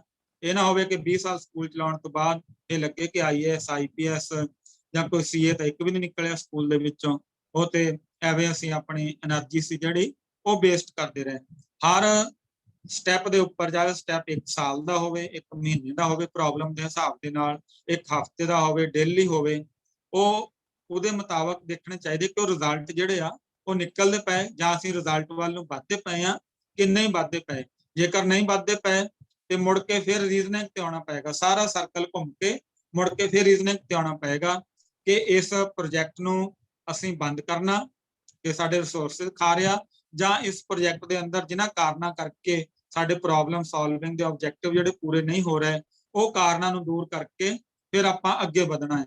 ਕਈ ਵਾਰ ਫੈਸਲੇ ਲੈਣੇ ਪੈਂਦੇ ਕਿ ਜਿਵੇਂ ਹੁਣ ਅੱਜ ਬੋਰਡ ਨੇ ਫੈਸਲਾ ਲਿਆ ਕੱਲ ਕਿ ਅਸੀਂ ਆਪਣੀ ਪ੍ਰੋਡਕਸ਼ਨ ਜਿਹੜੀ ਆ ਉਹ ਬੰਦ ਕਰ ਦੇਣੀ ਆ ਇੰਡੀਆ ਦੇ ਅੰਦਰ, ਉਹਨਾਂ ਨੂੰ ਪ੍ਰੋਡਕਸ਼ਨ ਬੰਦ ਕਰਨੀ ਪਈ ਆਪਣੀ। ਉਹਨਾਂ ਨੇ ਬਹੁਤ ਐਨਾਲਿਸਿਸ ਤੋਂ ਬਾਅਦ, ਡਾਟੇ ਤੋਂ ਬਾਅਦ, ਕਿ ਕਿੰਨੀਆਂ ਕਾਰਾਂ ਦੀ ਡਿਮਾਂਡ ਆ, ਜਿਹੜੀ ਕਾਰ ਜਿਹੜਾ ਅਸੀਂ ਪੈਦਾ ਕਰਦੇ ਆ, ਪ੍ਰੋਡਕਸ਼ਨ ਦਿੰਦੇ ਆ, ਉਹਦਾ ਕਿੰਨਾ ਪ੍ਰਾਈਸ ਅਸੀਂ ਲੈ ਸਕਦੇ ਆ, ਕਿ ਉਸ ਪ੍ਰਾਈਸ ਦੇ ਨਾਲ ਅਸੀਂ ਪ੍ਰੋਫਿਟ ਵਿੱਚ ਜਾਵਾਂਗੇ ਜਾਂ ਨਹੀਂ ਜਾਵਾਂਗੇ। ਸੋ ਇਹ ਚੀਜ਼ਾਂ ਸਾਰੀਆਂ ਪ੍ਰੋਬਲਮ ਸੋਲਵਿੰਗ ਦੇ ਜੇ ਆਬਜੈਕਟਿਵ ਪੂਰੇ ਨਹੀਂ ਹੋ ਰਹੇ, ਜਾਂ ਤੇ ਉਹ ਪ੍ਰੋਜੈਕਟ ਫਿਰ ਬੰਦ ਕਰਨਾ ਹੁੰਦਾ, ਜਾਂ ਉਹਨੂੰ ਨਵੇਂ ਰੂਪ ਦੇ ਵਿੱਚ ਲੈ ਕੇ ਆਉਣਾ ਹੁੰਦਾ, ਜਾਂ ਉਹਦੇ ਅੰਦਰ ਜੇ ਥੋੜੀਆਂ ਬਹੁਤ ਕਮੀਆਂ ਪੇਸ਼ੀਆਂ ਹੈ, ਮੰਨ ਲਓ ਉਹ 60% ਆਬਜੈਕਟਿਵ ਮੇਰਾ ਪੂਰਾ ਹੋ ਰਿਹਾ, 40% ਆਬਜੈਕਟਿਵ ਨਹੀਂ ਪੂਰਾ ਹੋ ਰਿਹਾ, ਧਾਰਮਿਕ ਤੌਰ ਤੇ ਮੇਰੇ ਬੱਚੇ ਬੜੇ ਵਧੀਆ ਬਣ ਰਹੇ ਆ ਸਕੂਲ ਦੀ, ਜੇ ਮੈਂ ਐਗਜ਼ਾਮਪਲ ਲੈ ਕੇ ਚੱਲਾਂ, ਤੇ ਜਿਹੜਾ ਮੈਂ ਉਹਨਾਂ ਦੀ ਅਸਲੀ ਨੌਲੇਜ ਦੇ ਕੇ ਸਮਾਜ ਦੇ ਵਿੱਚ ਖੜੇ ਕਰਨੇ ਸੀ, ਉਹ ਆਬਜੈਕਟਿਵ ਇੱਕ ਦੂਸਰਾ ਸੀ, 2 ਆਬਜੈਕਟਿਵ ਲੈ ਕੇ ਚੱਲਿਆ ਸੀ, ਇੱਕ ਆਬਜੈਕਟਿਵ ਪੂਰਾ ਹੋ ਰਿਹਾ, ਦੂਸਰਾ ਨਹੀਂ ਹੋ ਰਿਹਾ, ਤੇ ਫਿਰ ਮੈਨੂੰ ਦੂਸਰੇ ਦੇ ਉੱਪਰ ਕੰਮ ਕਰਨਾ ਪਏਗਾ ਕਿ ਪੈਰਲਲ ਦੋਨੋਂ ਆਬਜੈਕਟਿਵ ਆ ਜਿਹੜੇ ਉਹ ਨਾਲ ਚੱਲਦੇ ਪਏ ਮੇਰੇ ਕਿ ਨਹੀਂ ਚੱਲਦੇ ਪਏ। ਸੋ ਇਹ ਚੀਜ਼ ਜਿਹੜੀ ਆ ਫਿਰ ਪ੍ਰੋਬਲਮ ਸੋਲਵਿੰਗ ਤੋਂ ਜਿੱਤੇ ਹੋ ਰਹੀ ਠੀਕ ਆ, ਨਹੀਂ ਤਾਂ ਮੁੜ ਕੇ ਫਿਰ ਰੀਜ਼ਨਿੰਗ, ਫਿਰ ਐਨਾਲਿਸਿਸ, ਫਿਰ ਡਿਸੀਜਨ ਲੈਣੇ ਪੈਣਗੇ ਕਿ ਹੁਣ ਆਪਾਂ ਕਿੱਧਰਲੇ ਪਾਸੇ ਨੂੰ ਸ਼ਿਫਟ ਕਰੀਏ। ਉਹ ਆਬਜੈਕਟਿਵ, ਜੇ ਅਸੀਂ ਆਬਜੈਕਟਿਵ ਅਸੀਂ ਉਸ ਚੀਜ਼ ਨੂੰ ਚੱਲਦੀ ਰੱਖਣਾ, ਉਹ ਆਬਜੈਕਟਿਵ ਹਾਸਲ ਕਰਨ ਦੇ ਲਈ ਕਿਹੜੇ ਫੈਸਲੇ ਲਏ ਜਾਣ, ਕੀ ਕੀਤਾ ਜਾਵੇ, ਫਿਰ ਉਹਦੀ ਇਵੈਲੂਏਟਿੰਗ, ਫਿਰ ਇਦਾਂ ਕਰਦੇ ਕਰਦੇ ਹੌਲੀ ਹੌਲੀ ਜਿਹੜਾ ਮਨੁੱਖ ਆ ਜਾਂ ਸੰਸਥਾ ਆ ਜਾਂ ਕੋਈ ਧਰਮ ਆ ਜਾਂ ਕੋਈ ਪੰਥ ਆ ਜਾਂ ਕੋਈ ਦੇਸ਼ ਆ ਜਾਂ ਕੋਈ ਸਮਾਜ ਆ, ਉਹ ਫਿਰ ਜੋ ਸਮੱਸਿਆ ਦੇ ਹੱਲ ਵੱਲ ਨੂੰ ਵੱਧਦਾ ਹੋਇਆ ਉਹ ਅੱਗੇ ਤੋਂ ਅੱਗੇ ਫਿਰ ਤਰੱਕੀ ਜਿਹੜੀ ਆ ਉਹ ਕਰਦਾ ਜਾਂਦਾ। ਸੋ ਕ੍ਰਿਟੀਕਲ ਥਿੰਕਿੰਗ ਦੇ ਵਿੱਚ ਜਦੋਂ ਅਸੀਂ ਇਵੈਲੂਏਟਿੰਗ ਕਰਦੇ ਹਾਂ, ਇਵੈਲੂਏਟਿੰਗ ਦੇ ਵਿੱਚ ਸਭ ਤੋਂ ਜ਼ਰੂਰੀ ਹੁੰਦੇ ਆ, ਜਿਵੇਂ ਮੈਂ ਕਿਹਾ ਕਿ ਨੂਮੈਰੀਕਲ, ਉਸ ਤੋਂ ਬਾਅਦ ਦੂਸਰਾ ਸਭ ਤੋਂ ਜ਼ਰੂਰੀ ਹੁੰਦਾ ਨੋਟ ਲੈਣੇ, ਕਿ ਜਦੋਂ ਵੀ ਮੈਂ ਕੋਈ ਐਕਸਪੈਰੀਮੈਂਟ ਕੀਤਾ, ਮੈਂ ਕੋਈ ਡਿਸੀਜਨ ਲਿਆ, ਉਹਦੇ ਜਿਹੜੇ ਰਿਜ਼ਲਟਸ ਨਿਕਲੇ ਉਹਨਾਂ ਦੇ ਨੋਟ ਲੈਣੇ, ਉਹਨਾਂ ਨੂੰ ਨੋਟ ਕਰਨਾ ਤੇ ਉਹਨਾਂ ਦਾ ਫਿਰ ਦੁਬਾਰਾ ਐਨਾਲਿਸਿਸ ਕਰਨਾ। ਇਹ ਇਵੈਲੂਏਟਿੰਗ ਦਾ ਪਾਰਟ ਜਦੋਂ ਇਸੇ ਤਰ੍ਹਾਂ ਕੰਟੀਨਿਊਸ ਚੱਲਦਾ ਰਹੇਗਾ, ਫਿਰ ਕਿਸੇ ਵੀ ਸੰਸਥਾ ਦੀਆਂ ਜਿਹੜੀਆਂ ਪ੍ਰੋਬਲਮਸ ਆ ਉਹ ਸੋਲਵ ਹੁੰਦੀਆਂ ਜਾਣਗੀਆਂ। ਹੁਣ ਉਸ ਤੋਂ ਬਾਅਦ ਇੱਕ ਜਿਹੜਾ ਮੁੱਖ ਇਹਦੇ ਵਿੱਚ ਸਾਹਮਣੇ ਆਉਂਦਾ ਉਹ ਆ ਕਿ ਜਿਹੜੀ ਟੀਮ ਕੰਮ ਕਰਦੀ ਆ, ਕਿ ਉਹ ਉਸ ਟੀਮ ਦੇ ਆਬਜੈਕਟਿਵ ਕੀ ਆ, ਜਿਹੜੇ ਟੀਮ ਦੇ ਵਿੱਚ ਮੰਨ ਲਓ 7 ਬੰਦੇ ਕੰਮ ਕਰਦੇ ਆ, ਉਹ 7 ਬੰਦਿਆਂ ਦੀ ਆਪਣੀ ਪਰਸਨੈਲਿਟੀ ਕੀ ਆ, ਆਪਣੀ ਥਿੰਕਿੰਗ ਕੀ ਆ, ਕਿ ਉਹ ਸੈਲਫਿਸ਼ ਆ, ਕਿ ਉਹ ਸੈਲਫ ਪ੍ਰਮੋਸ਼ਨ ਚਾਹੁੰਦੇ ਆ। ਜੇਕਰ ਕਿਸੇ ਟੀਮ ਦੇ ਅੰਦਰ ਕੋਈ ਟੀਮ ਵਰਕ ਦੇ ਤੌਰ ਤੇ ਕੰਮ ਕਰਦੇ ਆ, ਕੋਈ ਬੰਦਾ ਸੈਲਫ ਪ੍ਰਮੋਸ਼ਨ ਚਾਹੁੰਦਾ ਆ, ਤੇ ਉਹ ਕਦੇ ਵੀ ਟੀਮ ਜਿਹੜੀ ਆ, ਇੱਕ ਬੰਦਾ ਵੀ ਉਹਦੇ ਵਿੱਚ ਇਸ ਤਰ੍ਹਾਂ ਦਾ ਆ ਜਾਏਗਾ ਤੇ ਉਹ ਟੀਮ ਕਦੇ ਵੀ ਸਫਲ ਨਹੀਂ ਹੋ ਸਕੇਗੀ। ਜਿਹੜੇ ਵੀ ਰਿਜ਼ਲਟ ਖਾਸ ਕਰਕੇ 21ਵੀਂ ਸਦੀ ਦੇ ਅੰਦਰ ਆ ਰਹੇ ਆ, ਉਹ ਸਾਰੀ ਦੀ ਸਾਰੀ ਟੀਮ ਨੂੰ ਉਹਦਾ ਜਿਹੜਾ ਆ ਉਹ ਸ਼੍ਰੇਅ ਦਿੱਤਾ ਜਾ ਰਿਹਾ। ਜਿਵੇਂ ਹੁਣ 2000 ਸਾਇੰਟਿਸਟ ਕੰਮ ਕਰਦੇ ਆ ਜਿਨ੍ਹਾਂ ਨੇ ਗੋਡ ਪਾਰਟੀਕਲ ਲੱਭਿਆ। ਕੋਈ ਵੀ ਅੱਜ ਕੱਲ੍ਹ ਸਾਇੰਟੀਫਿਕ ਐਕਸਪੈਰੀਮੈਂਟ ਜਿਹੜਾ ਆ ਇੱਕ ਇਕੱਲਾ ਸਾਇੰਟਿਸਟ ਜਿਹੜਾ ਨਹੀਂ ਕਰ ਰਿਹਾ। ਅਸੀਂ ਕਹਿੰਦੇ ਨਾਸਾ ਨੇ ਆਹ ਖੋਜ ਕੀਤੀ, ਨਾਸਾ ਉੱਥੇ ਪਹੁੰਚ ਗਿਆ। ਹੁਣ ਨਾਸਾ ਦੇ ਅੰਦਰ 1000 ਸਾਇੰਟਿਸਟਾਂ ਦੀ ਹੋ ਸਕਦਾ ਟੀਮ ਕੰਮ ਕਰਦੀ ਹੋਵੇ। ਜਿਹੜੀ ਉਹਨੇ ਹੱਬਲ ਟੈਲੀਸਕੋਪ ਬਣਾਈ ਹੈ, ਹੁਣ ਉਸ ਤੋਂ ਬਾਅਦ ਅਗਲੀ ਟੈਲੀਸਕੋਪ ਬਣਾਈ, ਉਹ ਨਾਸਾ ਨੇ ਨਹੀਂ ਬਣਾਈ, ਉਹਨਾਂ ਨੇ ਸਾਰੇ ਯੂਰਪ ਦੇ ਸਾਇੰਟਿਸਟ ਲੈ ਕੇ, ਕਿਉਂਕਿ ਉਹਨਾਂ ਕੋਲ ਜ਼ਿਆਦਾ ਸਕਿੱਲ ਸੀਗੀਆਂ ਉਹ ਟੈਲੀਸਕੋਪ ਬਣਾਉਣ ਦੀਆਂ। ਨਾਸਾ ਦੇ ਕੋਲ ਉਹਨੂੰ ਸਪੇਸ ਦੇ ਵਿੱਚ ਸੈੱਟ ਕਰਨ ਦੀ ਸਕਿੱਲ ਸੀ, ਉਹਨੇ ਸਾਰੀ ਉਹ ਸਕਿੱਲਸ ਜਿਹੜੀਆਂ ਯੂਰਪਨ ਕੰਟਰੀ ਤੋਂ ਬਣਵਾਈ, ਉਹ ਟੈਲੀਸਕੋਪ ਜਿਹੜੀ ਅਗਲੀ ਹੁਣ ਫਿੱਟ ਕਰਨੀ ਆ ਤੇ ਲਾਂਚ ਉਹਨੀ ਕਰਨੀ ਆ, ਧਰਤੀ ਦੁਆਲੇ ਚੱਕਾਂਗੇ, ਉਹਦੇ ਵਿੱਚ ਉਹ ਐਕਸਪਰਟ ਆ। ਸੋ ਜਿਹੜੀ ਵੀ ਟੀਮ ਨੇ ਕੰਮ ਕਰਨਾ, ਉਹ ਟੀਮ ਦਾ ਹਰ ਮੈਂਬਰ ਕਿਸੇ ਇੱਕ ਨਾ ਇੱਕ ਹਿੱਸੇ ਦਾ ਐਕਸਪਰਟ ਹੋਵੇ ਤੇ ਨਾਲ ਨਾਲ ਉਹਦੇ ਅੰਦਰ ਜਿਹੜੀ ਸੈਲਫ ਪ੍ਰਮੋਸ਼ਨ ਉਹਦੀ ਭਾਵਨਾ ਨਾ ਹੋਵੇ। ਆਪਾਂ ਕਿਸੇ ਸਾਇੰਟਿਸਟ ਦਾ ਨਾਮ ਨਹੀਂ ਜਾਣਦੇ ਨਾਸਾ ਦੇ ਅੰਦਰ ਕਿ ਕਿਹਨਾਂ ਲੋਕਾਂ ਨੇ ਕੰਮ ਕੀਤੇ। ਇਹ ਸਿਰਫ ਇੰਡੀਆ ਦੇ ਵਿੱਚ ਹੀ ਆ ਕਿ ਕਲਪਨਾ ਚਾਵਲਾ ਜਾਂ ਇਸ ਤਰ੍ਹਾਂ ਹੋ ਗਈ ਚਲੇ ਗਈ। ਅਸੀਂ ਦੇਹਧਾਰੀ ਆ, ਕਹਿ ਲਓ ਦੇਹ ਦੀ ਪੂਜਾ ਕਰਦੇ ਆ।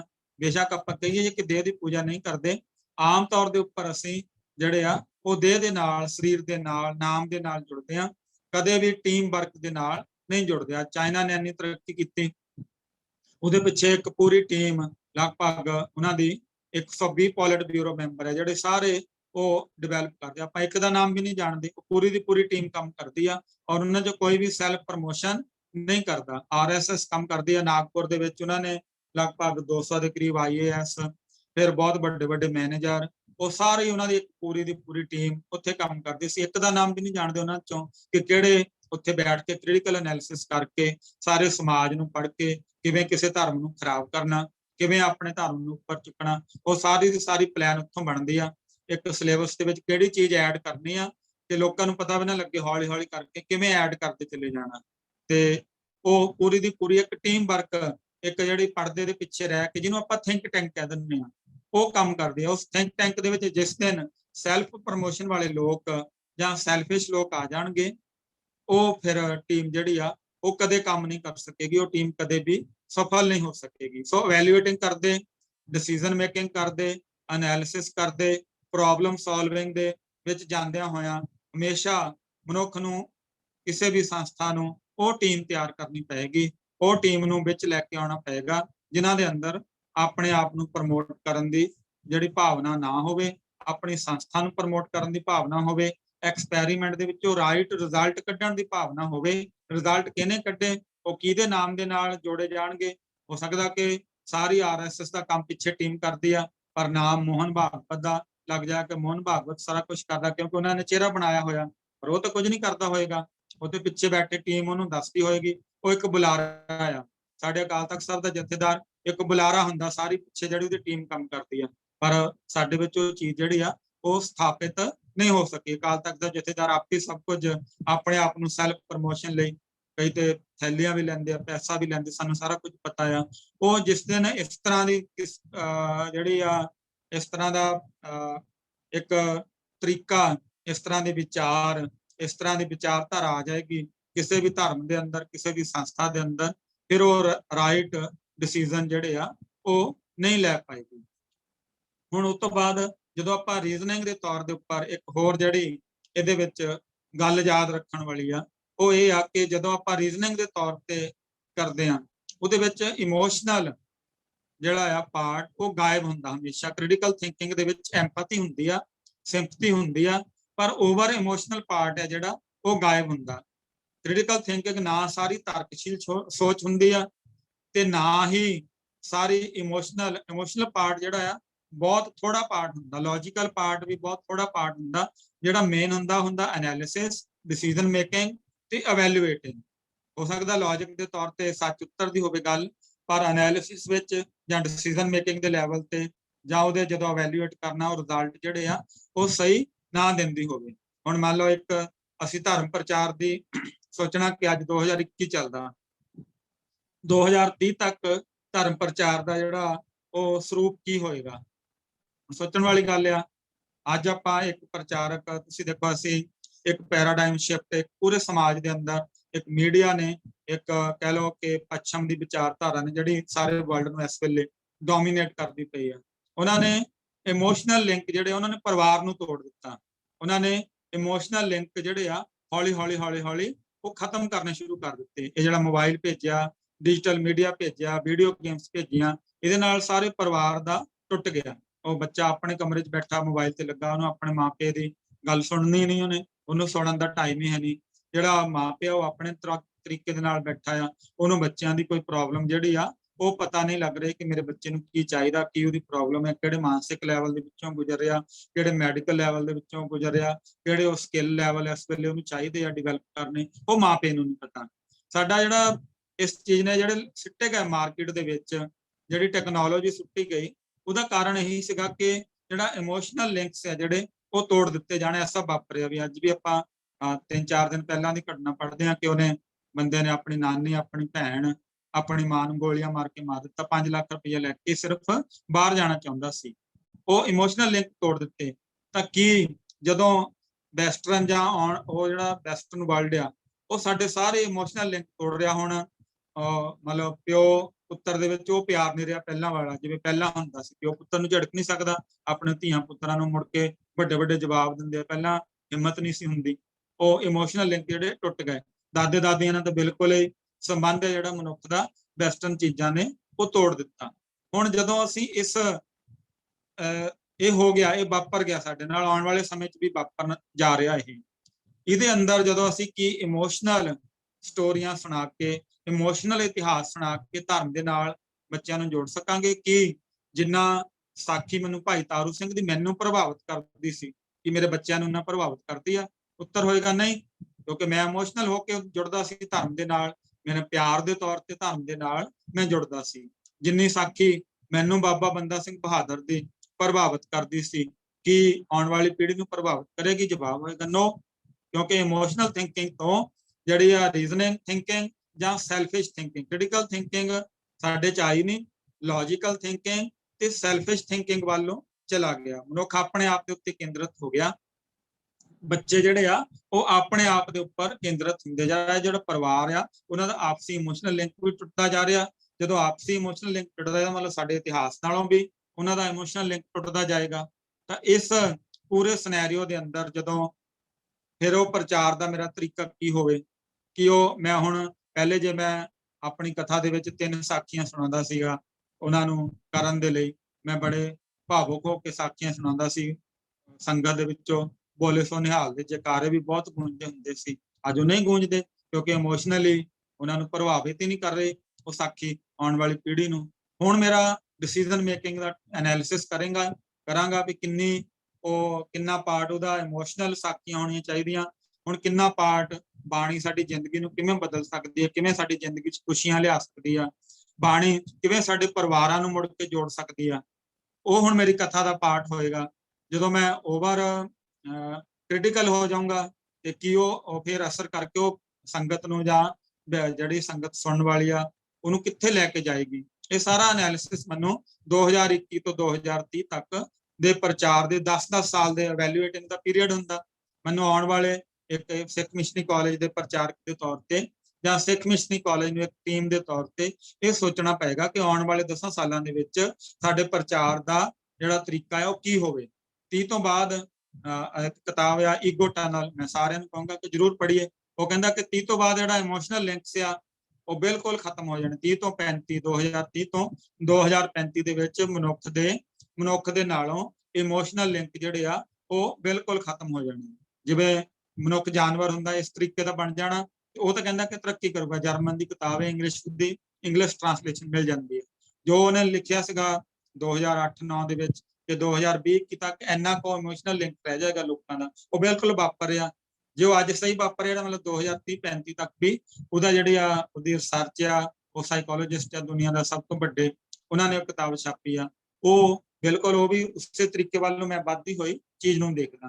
ਫਿਰ 2030 ਤੋਂ 2040 ਤੱਕ ਇਹ ਸਾਨੂੰ ਬੈਠ ਕੇ ਡਿਸੀਜਨ ਮੇਕਿੰਗ ਕਰਨੀ ਪਏਗੀ। ਸੋ ਐਨਾਲਿਸਿਸ ਜਦੋਂ ਕਰਾਂਗੇ ਫਿਰ ਸਾਰਾ ਇਹ ਡਾਟਾ ਕਿ ਕਿਵੇਂ ਸਾਡਾ ਸਮਾਜ ਬਦਲ ਰਿਹਾ ਤੇ ਸਾਡਾ ਜਿਹੜਾ ਉਸ ਹਿਸਾਬ ਦੇ ਨਾਲ ਧਰਮ ਪ੍ਰਚਾਰ ਕਿਵੇਂ ਬਦਲੇਗਾ, ਸਾਡੇ ਧਰਮ ਪ੍ਰਚਾਰ ਦੇ ਵਿੱਚ ਕੀ ਅਸਰ ਹੋਣਗੇ, ਕੀ ਉਹਦੇ ਵਿੱਚ ਤਬਦੀਲੀ ਚਾਹੀਦੀ ਆ, ਇਹ ਮੈਨੂੰ ਕ੍ਰਿਟੀਕਲ ਥਿੰਕਿੰਗ ਲਾ ਕੇ ਫਿਰ ਪੂਰਾ ਐਨਾਲਿਸਿਸ ਕਰਕੇ ਮੈਨੂੰ ਸੋਚਣਾ ਪਏਗਾ। ਜਿਵੇਂ ਮੇਰੀ ਆਪਣੀ ਜ਼ਿੰਦਗੀ ਦੇ ਵਿੱਚ ਵੀ ਕ੍ਰਿਟੀਕਲ ਥਿੰਕਿੰਗ ਚਾਹੀਦੀ ਆ। ਜਿੱਥੇ ਮੈਂ ਕੰਮ ਕਰਦਾ, ਜਿਹੜੀ ਟੀਮ ਦੇ ਵਿੱਚ ਮੈਂ ਕੰਮ ਕਰਦਾ, ਉੱਥੇ ਵੀ ਮੈਂ ਕ੍ਰਿਟੀਕਲ ਥਿੰਕਿੰਗ ਲਾ ਕੇ ਹਰੇਕ ਚੀਜ਼ ਦਾ ਡੀਪ ਐਨਾਲਿਸਿਸ ਕਰਕੇ ਮੈਂ ਆਪਣੇ ਗੁਰੂ ਸਾਹਿਬਾਨ ਨੂੰ ਆਉਣ ਵਾਲੇ 10 ਸਾਲਾਂ 'ਚ ਕਿਵੇਂ ਪੇਸ਼ ਕਰਨਾ, ਉਹਨਾਂ ਦਾ ਕਿਹੜਾ ਪਾਰਟ ਮੈਂ ਹਾਈਲਾਈਟ ਕਰਨਾ, ਆਉਣ ਵਾਲੇ ਸਮੇਂ ਗੁਰਬਾਣੀ ਦਾ ਕਿਹੜਾ ਪਾਰਟ ਆਉਣ ਵਾਲੇ 10 ਸਾਲਾਂ ਦੇ ਵਿੱਚ ਹਾਈਲਾਈਟ ਕੀਤਾ ਜਾਣਾ ਚਾਹੀਦਾ, ਉਹਦੇ ਮੁਤਾਬਕ ਹੀ ਮੇਰਾ ਮੈਗਜ਼ੀਨ ਹੋ ਜਾਏ, ਉਹਦੇ ਮੁਤਾਬਕ ਹੀ ਮੇਰਾ ਪ੍ਰਚਾਰ ਹੋ ਜਾਏ, ਮੇਰੇ ਪ੍ਰਚਾਰਕ ਕਾਲਜਾਂ ਦੇ ਉਹ ਪ੍ਰਚਾਰਕ ਉਸੇ ਤਰੀਕੇ ਦੇ ਹਿਸਾਬ ਨਾਲ ਤਿਆਰ ਕੀਤੇ ਜਾਣ, ਉਹਦੇ ਮੁਤਾਬਕ ਹੀ ਮੇਰੇ ਜਿਹੜੇ ਪ੍ਰਬੰਧਕ ਆ ਉਹਨਾਂ ਦੀ ਯੋਗਤਾ ਹੋ ਜਾਏ, ਉਹਦੇ ਮੁਤਾਬਕ ਹੀ ਮੇਰੇ ਕਾਲਜ ਦੇ ਕਥਾਵਾਚਕਾਂ ਦੀ ਕਥਾ ਹੋ ਜਾਏ ਜਾਂ ਮੇਰੇ ਧਾਰਮਿਕ ਪ੍ਰਚਾਰਕਾਂ ਦੀ ਕਥਾ ਹੋ ਜਾਏ। ਸਿਰਫ ਮੈਨੂੰ ਆਪਣੇ ਕਾਲਜ ਤੱਕ ਸੀਮਤ ਨਹੀਂ ਰਹਿਣਾ ਪਏਗਾ, ਬਾਕੀ ਕਥਾਵਾਚਕਾਂ ਨੂੰ ਵੀ ਇਹ ਟ੍ਰੇਨਿੰਗ ਦਾ ਹਿੱਸਾ ਬਣਾਉਣਾ ਪਏਗਾ ਕਿ ਟ੍ਰੇਨਿੰਗ ਦਾ ਹਿੱਸਾ ਦੇ ਕੇ ਕਿ ਆਉਣ ਵਾਲੇ 10 ਸਾਲਾਂ ਦੇ ਵਿੱਚ, ਪਰ ਪਹਿਲੇ ਇਹਦਾ ਇੱਕ ਪੂਰਾ ਮਾਡਲ, ਇਵੈਲੂਏਟਡ ਮਾਡਲ ਜਿਹੜਾ ਆ ਉਹ ਤਿਆਰ ਹੋਣਾ ਚਾਹੀਦਾ ਕਿ ਆਉਣ ਵਾਲੇ 10 ਸਾਲਾਂ 'ਚ ਸਾਡੇ ਪ੍ਰਚਾਰ ਦਾ ਵਿੱਚ ਕੀ ਤਬਦੀਲੀਆਂ ਆਉਣੀਆਂ ਤੇ ਉਹਦੇ ਮੁਤਾਬਕ ਆਪਾਂ ਕੀ ਕਰਨ ਜਾ ਰਹੇ ਹਾਂ। ਇਹ ਕਿੰਨਾ ਸਮਾਂ ਬਾਕੀ ਹੈ ਜੀ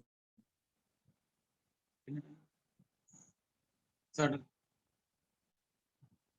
ਮੇਰਾ ਖਿਆਲ ਸਮਾਂ ਹੋ ਗਿਆ ਜੀ, ਆਪਾਂ ਸਮਾਪਤੀ ਵੱਲ ਵਧੀਏ। ਹਾਂਜੀ 10 ਮਿੰਟ ਹੈਗੇ ਨੇ, ਕਰ ਲਓ। ਬਸ ਸਮਾਪਤੀ ਵਾਲੇ ਪਾਸੇ ਚੱਲੋ ਤੁਸੀਂ ਹੁਣ। ਠੀਕ ਹੈ ਜੀ।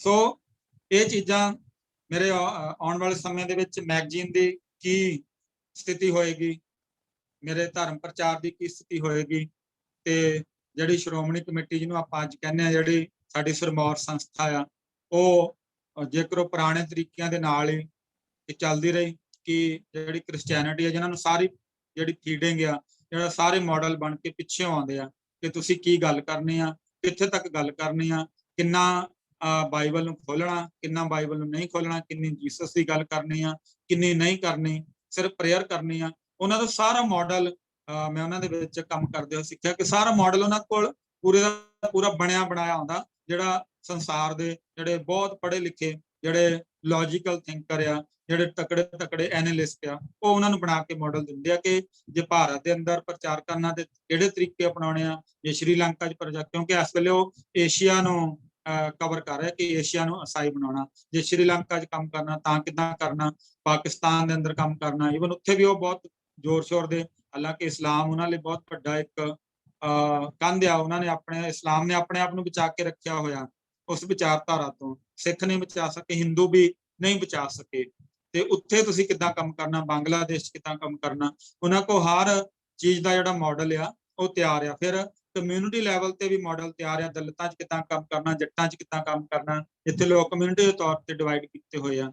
ਉਸ ਤੋਂ ਬਾਅਦ ਉਹਨਾਂ ਦਾ ਸੋਸ਼ਲ ਸਟੇਟਸ ਦੇ ਆਧਾਰ ਤੇ ਵੀ ਮਾਡਲ ਤਿਆਰ ਆ ਕਿ ਅਮੀਰਾਂ 'ਚ ਕਿਹੜੀਆਂ ਗੱਲਾਂ ਲੈ ਕੇ ਜਾਣੀਆਂ, ਜਦੋਂ ਅਮੀਰਾਂ ਦੇ ਵਿੱਚ ਤੁਸੀਂ ਬੈਠਣਾ, ਜਦੋਂ ਗਰੀਬ ਬੰਦਿਆਂ 'ਚ ਬੈਠਣਾ, ਝੁੱਗੀਆਂ ਝੌਂਪੜੀਆਂ 'ਚ ਜਾਣਾ ਤਾਂ ਕਿਹੜੀਆਂ ਗੱਲਾਂ ਕਰਨੀਆਂ, ਬਿਮਾਰ ਬੰਦੇ ਨਾਲ ਕਿਹੜੀ ਗੱਲ ਕਰਨੀ ਆ ਤੇ ਤੰਦਰੁਸਤ ਬੰਦੇ ਨਾਲ ਕਿਹੜੀ ਗੱਲ ਕਰਨੀ, ਕਿਹੜੀ ਉਹਨੂੰ ਬਿਮਾਰੀ ਆ ਤਾਂ ਕਿਹੜੀ ਗੱਲ ਕਰਨੀ, ਬਾਈਬਲ ਦੀ ਜਾਂ ਜੀਸਸ ਦੀ, ਐਵਰੀਥਿੰਗ ਜਿਹੜਾ ਉਹਨਾਂ ਦਾ ਪੂਰੇ ਦੇ ਪੂਰੇ ਮਾਡਲ ਜਿਹੜੇ ਆ ਉਹ ਤਿਆਰ ਆ।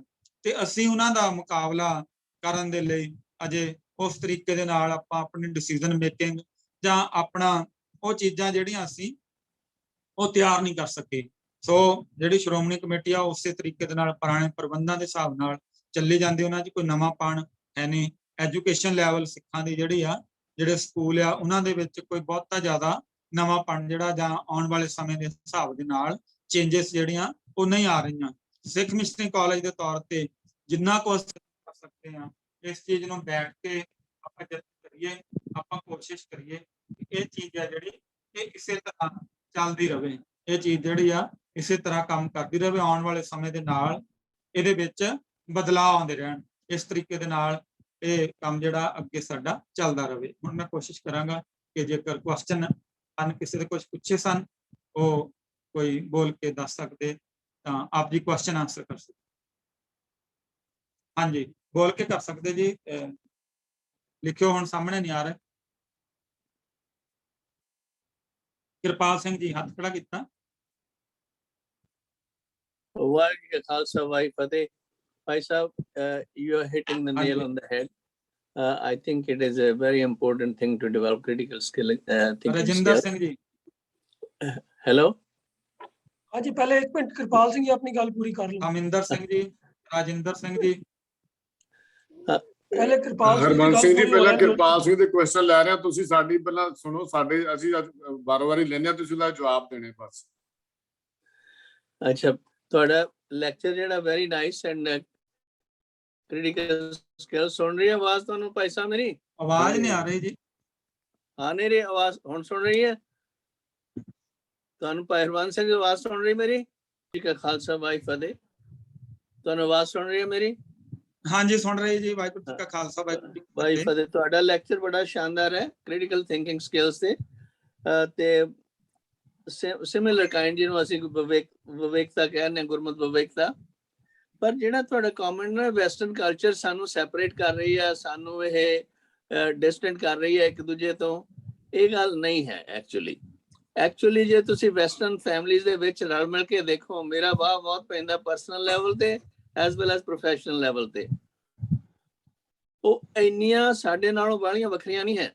ਸਿਰਫ ਗੱਲ ਫਰਕ ਹੈ, ਅਸੀਂ ਜ਼ਿਆਦਾ ਪਦਾਰਥਵਾਦੀ ਬਣ ਰਹੇ ਹਾਂ ਤੇ ਉਹ ਸਭ ਪਦਾਰਥਵਾਦੀ ਘੱਟ ਬਣ ਰਹੀਆਂ ਨੇ ਜਿਹੜੀਆਂ ਵੈਸਟਰਨ ਫੈਮਿਲੀਜ਼ ਨੇ। ਵੈਸਟਰਨ ਫੈਮਿਲੀ ਦਾ ਜਿਹੜਾ ਇੱਕ ਦੂਜੇ ਦਾ ਸਤਿਕਾਰ ਹੈ ਉਹ ਕਿਸੇ ਸਮੇਂ ਬਹੁਤ ਘੱਟ ਸੀ, ਪਰ ਹੁਣ ਬਹੁਤ ਵੱਧ ਰਿਹਾ ਉਸ ਨੂੰ ਦੇਖ ਕੇ, ਜਿਉਂ-ਜਿਉਂ ਪਦਾਰਥਵਾਦ ਘੱਟ ਚਲੀਆਂ ਜਾ ਰਹੀਆਂ ਨੇ।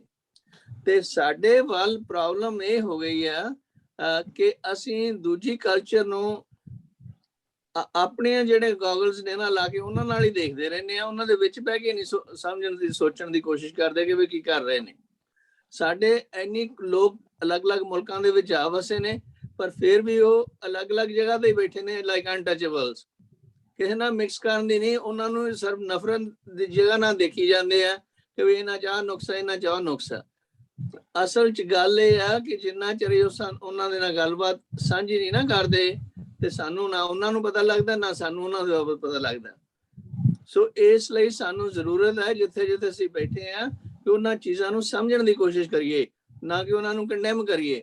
ਨਹੀਂ, ਸਾਨੂੰ ਪੰਜਾਬ ਛੱਡ ਕੇ ਕਿਉਂ ਬਾਹਰਲੇ ਮੁਲਕਾਂ ਜਾਣਾ ਪਿਆ ਜੇ ਸਾਡੀ ਸਥਿਤੀ ਇੰਨੀ ਚੰਗੀ ਸੀਗੀ? ਜਾਂ ਬਿਹਾਰੀ ਲੋਕ ਕਿਉਂ ਪੰਜਾਬ 'ਚ ਆ ਵਸਦੇ ਨੇ ਤੇ ਅਸੀਂ ਉਹਨਾਂ ਨੂੰ ਨਫ਼ਰਤ ਕਰਦੇ ਰਹਿੰਦੇ ਹਾਂ ਬਜਾਏ ਉਹਨਾਂ ਨੂੰ ਗੁਰੂ ਘਰ ਦੇ ਨਾਲ ਜੋੜਨ ਦੇ। ਅਸੀਂ ਵੀ ਤਾਂ ਇਸੇ ਤਰ੍ਹਾਂ ਬਾਹਰਲੇ ਮੁਲਕਾਂ ਦੇ ਵਿੱਚ ਗਏ ਹੋਏ ਆ, ਉੱਥੇ ਜਾ ਕੇ ਅਸੀਂ ਕਹਿੰਦੇ ਸਾਡੇ ਬਰੋਬਰ ਦੇ ਹੱਕ ਚਾਹੀਦੇ ਆ, ਸਾਨੂੰ ਉਹ ਹੋਣਾ ਚਾਹੀਦਾ, ਉਹ ਹੋਣਾ ਚਾਹੀਦਾ, ਪਰ ਆਪ ਅਸੀਂ ਕਿਸੇ ਦੂਜੇ ਨੂੰ ਦੇਣ ਲਈ ਤਿਆਰ ਨਹੀਂ ਆ। ਸੋ ਮੇਰਾ ਕਹਿਣ ਦਾ ਭਾਵ ਸਾਡੇ ਦੋਨੇ ਕਲਚਰ ਦੇ ਵਿੱਚ ਚੰਗੀਆਂ ਗੱਲਾਂ ਵੀ ਆ, ਮਾੜੀ ਗੱਲਾਂ ਵੀ ਆ। ਇੱਥੇ ਜਿਹੜੀਆਂ ਆਰਗੇਨਾਈਜੇਸ਼ਨਲ ਸਕਿੱਲਸ ਨੇ, ਤਾਈਓ ਐਡੀਆਂ ਕਾਰਪੋਰੇਸ਼ਨ ਬਣ ਗਈਆਂ ਨੇ ਕਿ ਉਹਨਾਂ ਦੇ ਬੜੇ ਡੂੰਘੇ ਖਿਆਲ ਨੇ। ਫੈਮਿਲੀ ਦਾ ਬੜਾ ਪ੍ਰਭਾਵ, ਜਿਵੇਂ ਕੈਨੇਡੀ ਫੈਮਿਲੀ ਆ, ਉਹਨਾਂ ਜਿੰਨੇ ਨਜ਼ਦੀਕ ਇੱਕ ਦੂਜੇ ਦੇ ਨਾਲ ਬੰਦੇ ਤੁਹਾਨੂੰ ਆਮ ਨਹੀਂ ਮਿਲਦੇ ਹੈ। ਸਾਡੀਆਂ ਫੈਮਿਲੀ ਸਗੋਂ ਇਧਰਲੇ ਪਾਸੇ ਆ ਕੇ ਟੁੱਟ ਰਹੀਆਂ ਨੇ ਇੱਕ ਦੂਜੇ ਦੇ ਉੱਤੋਂ, ਕਿਉਂਕਿ ਅਸੀਂ ਜ਼ਿਆਦਾ ਪਦਾਰਥਵਾਦੀ ਬਣੀ ਜਾਂਦੇ ਹਾਂ ਤੇ ਗੁਰਬਾਣੀ ਤੇ ਗੁਰੂ ਇਤਿਹਾਸ ਨੂੰ ਅਸੀਂ ਛੱਡੀ ਜਾਂਦੇ ਹਾਂ। ਸੋ ਮੇਰਾ ਕਹਿਣ ਦਾ ਭਾਵ ਇਹ ਬਈ it's not all bad on western side. Waheguru ji ਕਾ ਖਾਲਸਾ ਵਾਹਿਗੁਰੂ ਫਤਿਹ। बहुत बहुत धन्यवाद जी डॉक्टर साहब। प्लीज हरबंस सिंह जी ਤੁਸੀਂ ਨਾ ਬਾਕੀਆਂ ਦੇ ਵੀ ਵਿਚਾਰ ਸੁਣ ਲਓ, ਫਿਰ ਅਖੀਰ ਤੇ ਇਕੱਠੇ ਸਾਂਝੇ ਕਮੈਂਟ ਦੇ ਦੇਣਾ। ਠੀਕ ਹੈ ਜੀ? ਠੀਕ ਹੈ ਜੀ, ਹਾਂਜੀ ਠੀਕ ਹੈ ਜੀ। ਮੈਂ ਇੱਕ ਮਿੰਟ ਮੈਂ ਪੈਨ ਲੈ ਕੇ ਫਿਰ ਨੋਟ ਕਰ ਲੈਣਾ। ਹਾਂ ਪਲੀਜ਼ ਤੁਸੀਂ ਇੱਕ ਸਿਰਫ ਪੁਆਇੰਟ ਨੋਟ ਕਰ ਲਓ। ਐਮਪੀ ਸਿੰਘ ਜੀ ਦਾ ਜਵਾਬ ਨਾਲ ਹੀ ਤੁਸੀਂ ਆਪਣੇ ਰਿਸਪੌਂਸ ਮਗਰੋਂ ਦੇ ਦੇਣਾ। ਐਮਪੀ ਸਿੰਘ ਜੀ ਦਾ ਜਵਾਬ ਨਾਲ ਹੀ ਦੇਣ ਦਿਓ। ਚਲੋ ਫਿਰ ਕਿਵੇਂ ਤੁਸੀਂ ਸੁਜੈਸਟ ਕਰੋ। ਕਿਰਪਾਲ ਸਿੰਘ ਜੀ, ਸ਼ਾਇਦ ਤੁਸੀਂ ਰਿਕਾਰਡਿੰਗ ਹੋਈ ਹੈ ਨਾ ਇਹਦੀ, ਇੱਕ ਵਾਰ ਰਿਕਾਰਡਿੰਗ ਲਾ ਕੇ ਦੁਬਾਰਾ ਸੁਣਿਓ। ਮੈਂ ਇੰਜ ਨਹੀਂ ਸੀ ਕਿਹਾ ਕਿ ਵੈਸਟਰਨ ਦੀਆਂ ਫੈਮਿਲੀਜ਼ ਟੁੱਟ ਰਹੀਆਂ। ਮੈਂ ਕਿਹਾ ਜਿਹੜੇ ਉਹਨਾਂ ਦੇ ਥਿੰਕ ਟੈਂਕ ਆ, ਉਹਨਾਂ ਨੇ ਜਿਸ ਤਰ੍ਹਾਂ ਤੁਸੀਂ ਕਿਹਾ ਬੜੀਆਂ ਡੂੰਘੀਆਂ ਉਹ ਕਰਦੇ, ਆਪਣੇ ਆਰਗੇਨਾਈਜੇਸ਼ਨਾਂ ਨੇ ਬਣਾਏ ਆ। ਉਹ ਉਹਨਾਂ ਦੀ ਜਿਹੜੀ ਅੰਗਰੇਜ਼ਾਂ ਦੇ ਟਾਈਮ ਤੋਂ ਲੈ ਕੇ ਇੱਕ ਪੂਰਾ ਕ੍ਰਿਟੀਕਲ ਐਨਾਲਿਸਿਸ ਕਰਕੇ ਦੇਖਿਓ, ਉਹ ਸਾਡੀ ਫੈਮਿਲੀ ਨੂੰ ਤੋੜ ਕੇ ਆਪਣਾ ਪ੍ਰੋਡਕਟ ਹੈ ਜਿਹੜਾ ਸਾਡੀ ਮਾਰਕੀਟ ਦੇ ਵਿੱਚ ਸਿੱਟਦੇ ਪਏ। ਆਪਣੀ ਫੈਮਿਲੀ ਵੇਲੇ ਉਹ ਬੜੇ ਫੈਮਿਲੀ ਦੇ ਤੌਰ ਦੇ ਉੱਪਰ ਉਹ ਬੜੇ ਕਹਿ ਲਓ ਕਿ ਸਾਊਂਡ ਆ ਹੋ ਕੇ ਅਸੀਂ ਆਪਣੀ ਫੈਮਿਲੀ ਨੂੰ ਕਿਸ ਤਰ੍ਹਾਂ ਬਚਾਉਣਾ, ਕਿਉਂਕਿ ਫੈਮਿਲੀ ਕਿਸੇ ਚੀਜ਼ ਦਾ, ਪਰ ਆਪਣੇ ਨਾਲ ਹੀ ਉਹ ਬੜੇ ਵੱਡੇ ਵਪਾਰੀ ਵੀ ਆ। ਸੋ ਉਹਨਾਂ ਦੀਆਂ ਜਿਹੜੀਆਂ ਸੰਸਥਾਵਾਂ ਆ, ਉਹ ਸਾਡੀ ਫੈਮਿਲੀ ਦੇ ਵਿੱਚ ਇਹ ਚੀਜ਼ਾਂ ਜਿਹੜੀਆਂ ਸਿੱਟ ਕੇ ਉਹਦੇ ਨਾਲ ਸਾਡੀ ਫੈਮਿਲੀ ਟੁੱਟ ਰਹੀ ਆ। ਮੇਰਾ ਇਹ ਕਹਿਣ ਦਾ ਮਤਲਬ ਸੀ, ਇਹ ਨਹੀਂ ਸੀ ਮੈਂ ਕਹਿ ਰਿਹਾ ਕਿ ਉਹਨਾਂ ਦੀਆਂ ਫੈਮਿਲੀਜ਼ ਟੁੱਟ ਰਹੀਆਂ। ਉਹਨਾਂ ਦੀ ਫੈਮਿਲੀਜ਼ ਤਾਂ ਉਹ ਜਾਣਨ ਸੀ, ਤੇ ਸਿਰਫ ਅੱਜ ਦੀ ਗੱਲ ਜਿਹੜੀ ਸੀਗੀ ਉਹ ਆਪਣੇ ਧਰਮ ਦੇ ਬਾਰੇ, ਆਪਣੇ ਬਾਰੇ ਅਸੀਂ ਕਰਨੀ ਸੀਗੀ।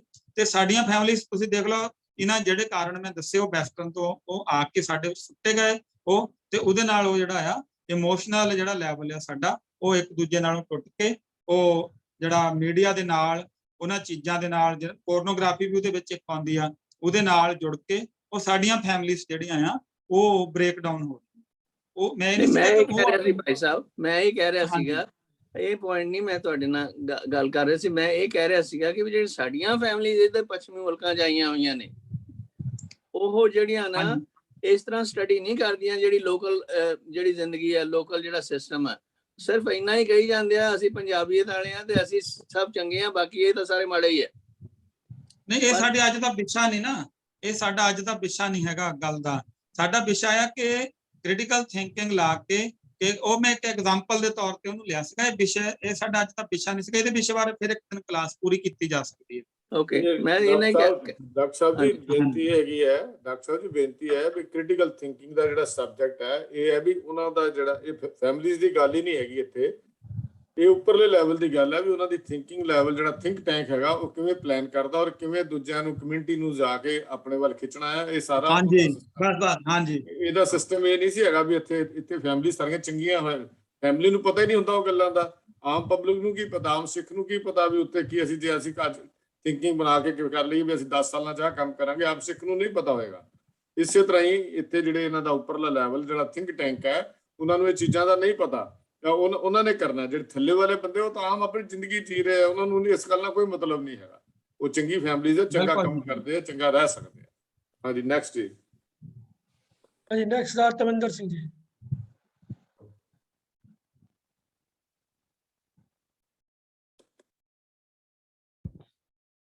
बहुत अच्छा टॉपिक है भाई साहब, you did a great job in explaining it. Say for example साडा हुण जेड़ा मेन थिंक टैंक supposedly होना चाहिए SGPC ओदा collapse हो चुका है, ठीक है। Last 30 years or 40 years they haven't done anything. Huण shouldn't institution like Sikh Missionary College step in as a think tank? Say for example we are running institution like Sikh Education Foundation, ठीक है, ਜਿਹਦੇ ਚ ਅਸੀਂ we languages ਵਿੱਚ ਅਸੀਂ translation ਕਰਦੇ ਪਏ ਹਾਂ in Guru Granth Sahib. Actively work is going on, but we are not getting any direction. So as an individual level ਕਾਰਜ ਹੁੰਦੇ ਪਏ हैं, but as a think tank somebody has to step in. See for example institution like Sikh Missionary College, they have the resources, they have the thinking power. We as an individual, say for example Sikh Education Foundation, they have nothing. We don't have the skill set, we don't have the resources, but which Sikh Missionary College or institution like these have to step in to give the direction to the smaller institution like ours. Hey, do this, this is the way of approach, this is the correct way of doing it. Right now we are directionless. मतलब सिर ताड़ दे उत्ते सिर नहीं हैगा. We are just doing something. I totally agree with you, and totally it's a eye opener for me also, and that's what I was thinking throughout, that we are missing is the think tank, somebody to give direction to the smaller institution, what way to approach or what is the best way to approach. On language the choice ਅਸੀਂ ਕਰੀਦਾ ਹੈ, ਅਸੀਂ random ਗੁਰਦੁਆਰੇ ਦੇਖੀਦਾ, say for example ਕੀਨੀਆ ਚ ਕਿੰਨੇ ਗੁਰਦੁਆਰੇ ਹੈਗੇ, ਉਹਦੇ ਅੱਗੇ okay let's start with translation work in Swahili. France ਵਿੱਚ ਕਿੰਨੇ ਗੁਰਦੁਆਰੇ ਹੈਗੇ, ਉਹਦੇ ਹਿਸਾਬ ਨਾਲ ਚੱਲਦੇ ਪਏ, but nobody is giving us direction. We need is a direction from some institution, some think tank like Sikh Missionary College or somebody that can do it. We realize that our main institution SGPC has collapsed. We have to come to an understanding that we have to stop depending on finger pointing. Right now it is not the time of finger pointing, but the time to work which sanu chahiye hai directions. All these smaller institutions, we need direction, and we are headless. ਵੀ ਸਾਨੂੰ ਕੋਈ ਦੱਸਣ ਵਾਲਾ ਨਹੀਂ ਹੈਗਾ, ਤੁਸੀਂ ਸਵਾਲ ਹੀ ਨਹੀਂ ਕਰਨੀ ਜੀ, ਤੁਸੀਂ ਇਹ ਵਾਲੀ ਲੈਂਗੁਏਜ ਕਰਨੀ ਹੈ.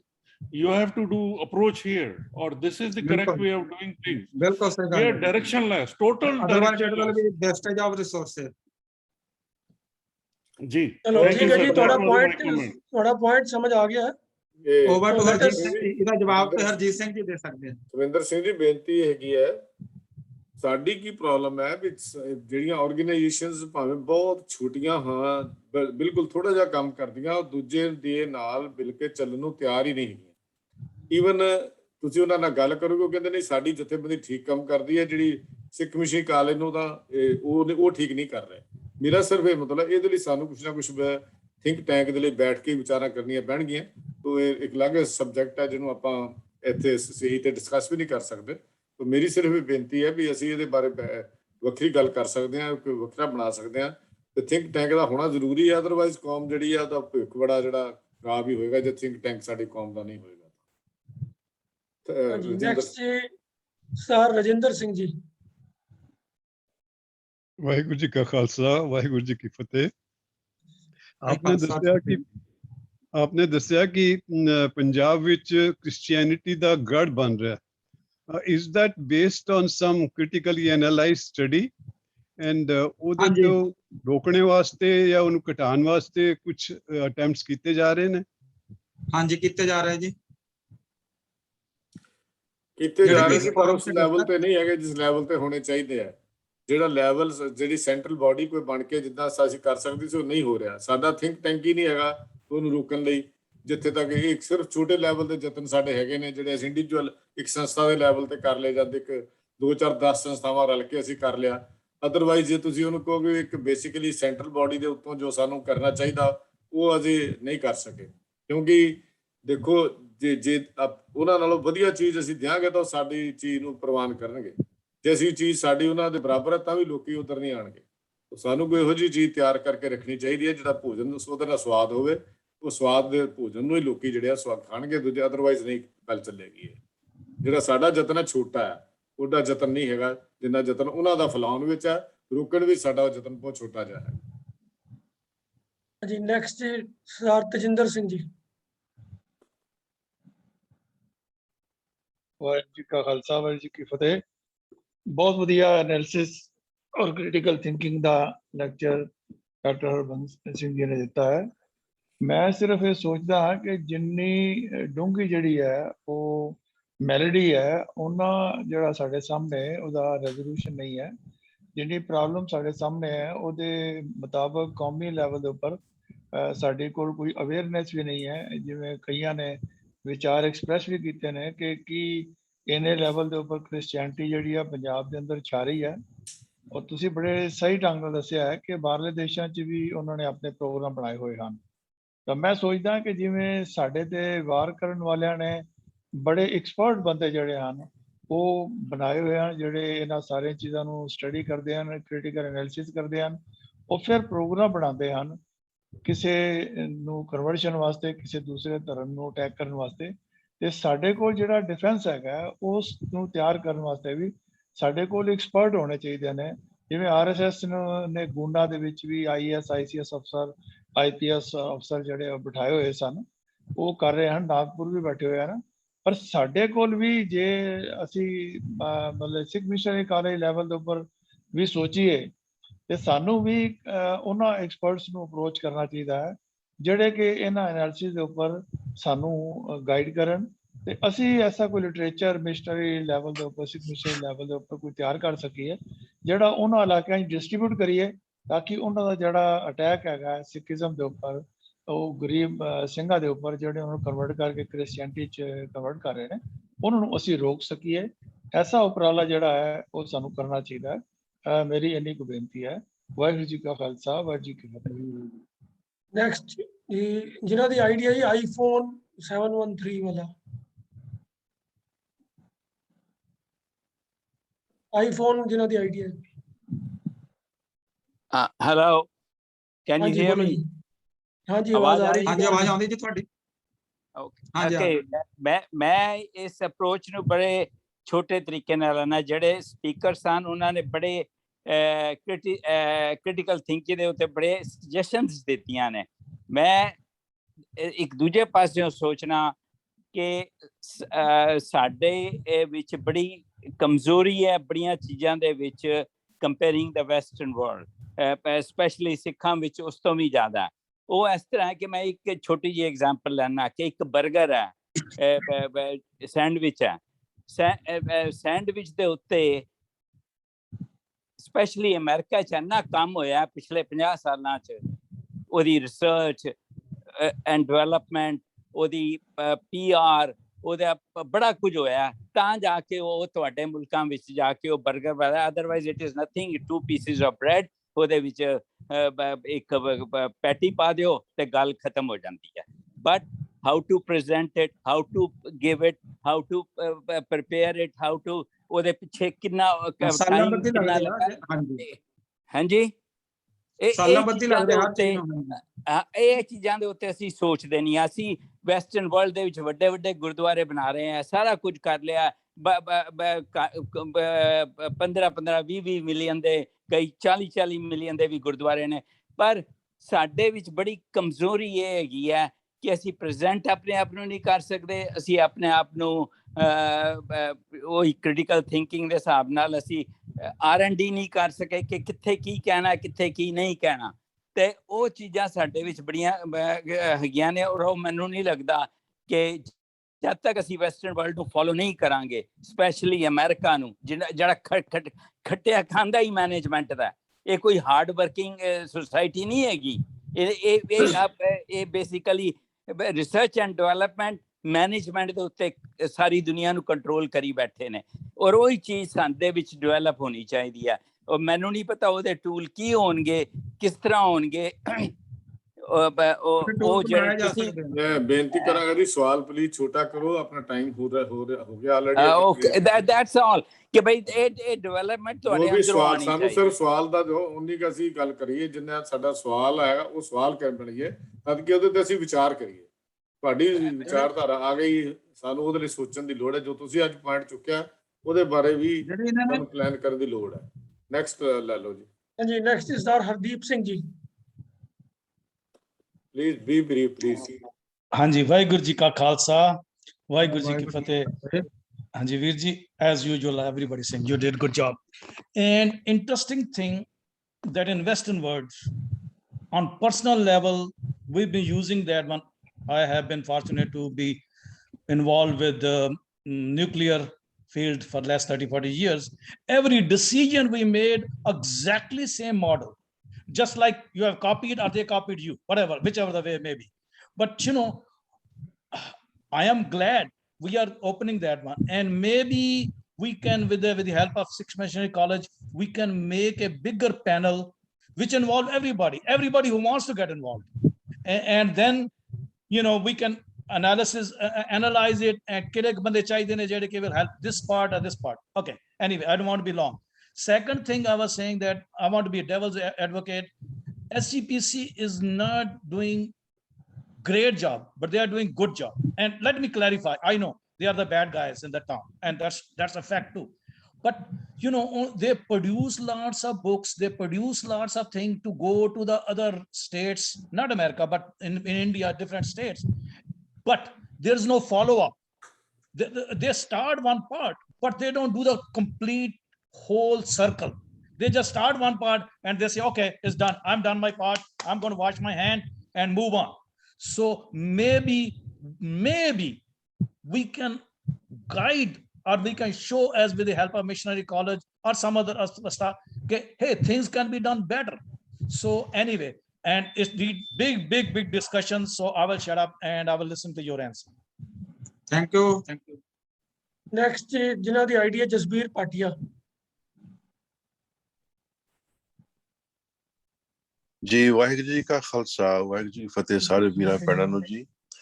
अज दा विषय बहुत ही इंपॉर्टेंट सी और वीर जी ने बहुत ही सोहणे तरीके नाल प्रेजेंट कीता है, उन्हां दा बहुत बहुत धन्नवाद।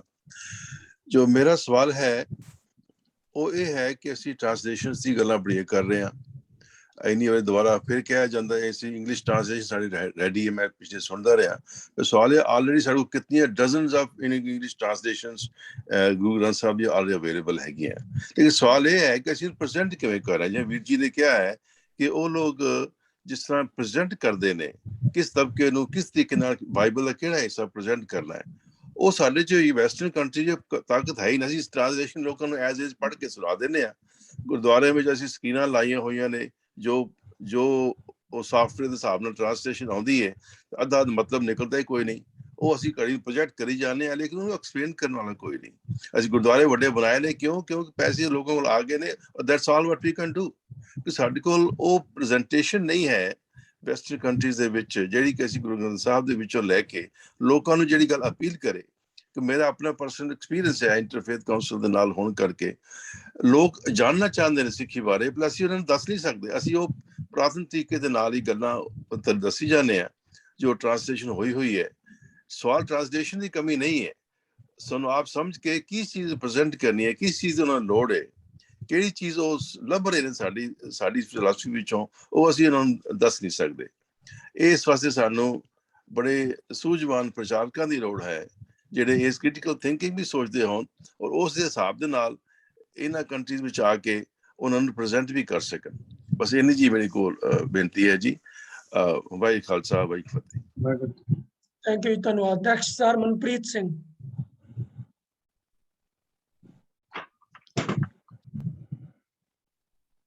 ਹਾਂਜੀ ਮਨਪ੍ਰੀਤ ਸਿੰਘ ਜੀ, ਅਨਮਿਊਟ ਕਰੋ ਜੀ, ਅਨਮਿਊਟ ਕਰੋ। Vaiguru Ji Ka Khalsa, Vaiguru Ji Ki Fateh.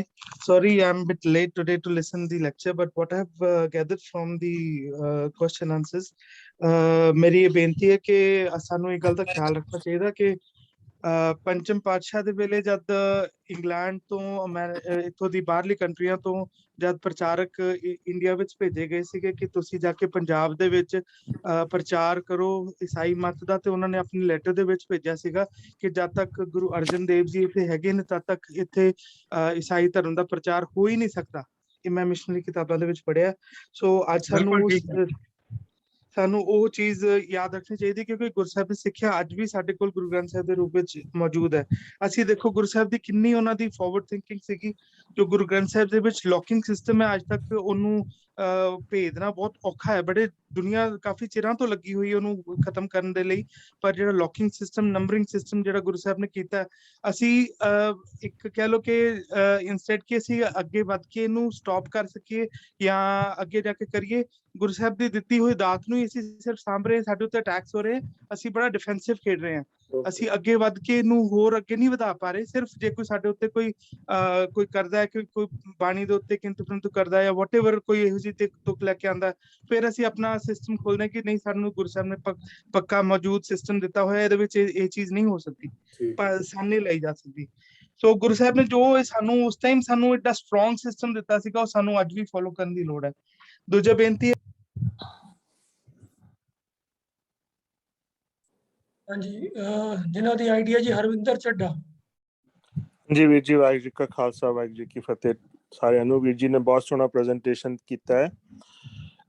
ਮੈਂ ਜੋ ਵੀਡੀਓ ਦੇਖੇ ਨੇ, ਜੋ ਵੀ ਮੈਨੂੰ ਥੋੜਾ ਜਿਹਾ ਨੌਲੇਜ ਹੈ, ਸਾਰਿਆਂ ਨੇ ਬੜੇ ਅੱਛੇ ਕੁਐਸਚਨ ਦਿੱਤੇ ਨੇ ਕਿ I think economic reason is also, मेरा ख्याल है कि बहुत बड़ा रीजन है। मेरी आवाज आ रही थानू जी?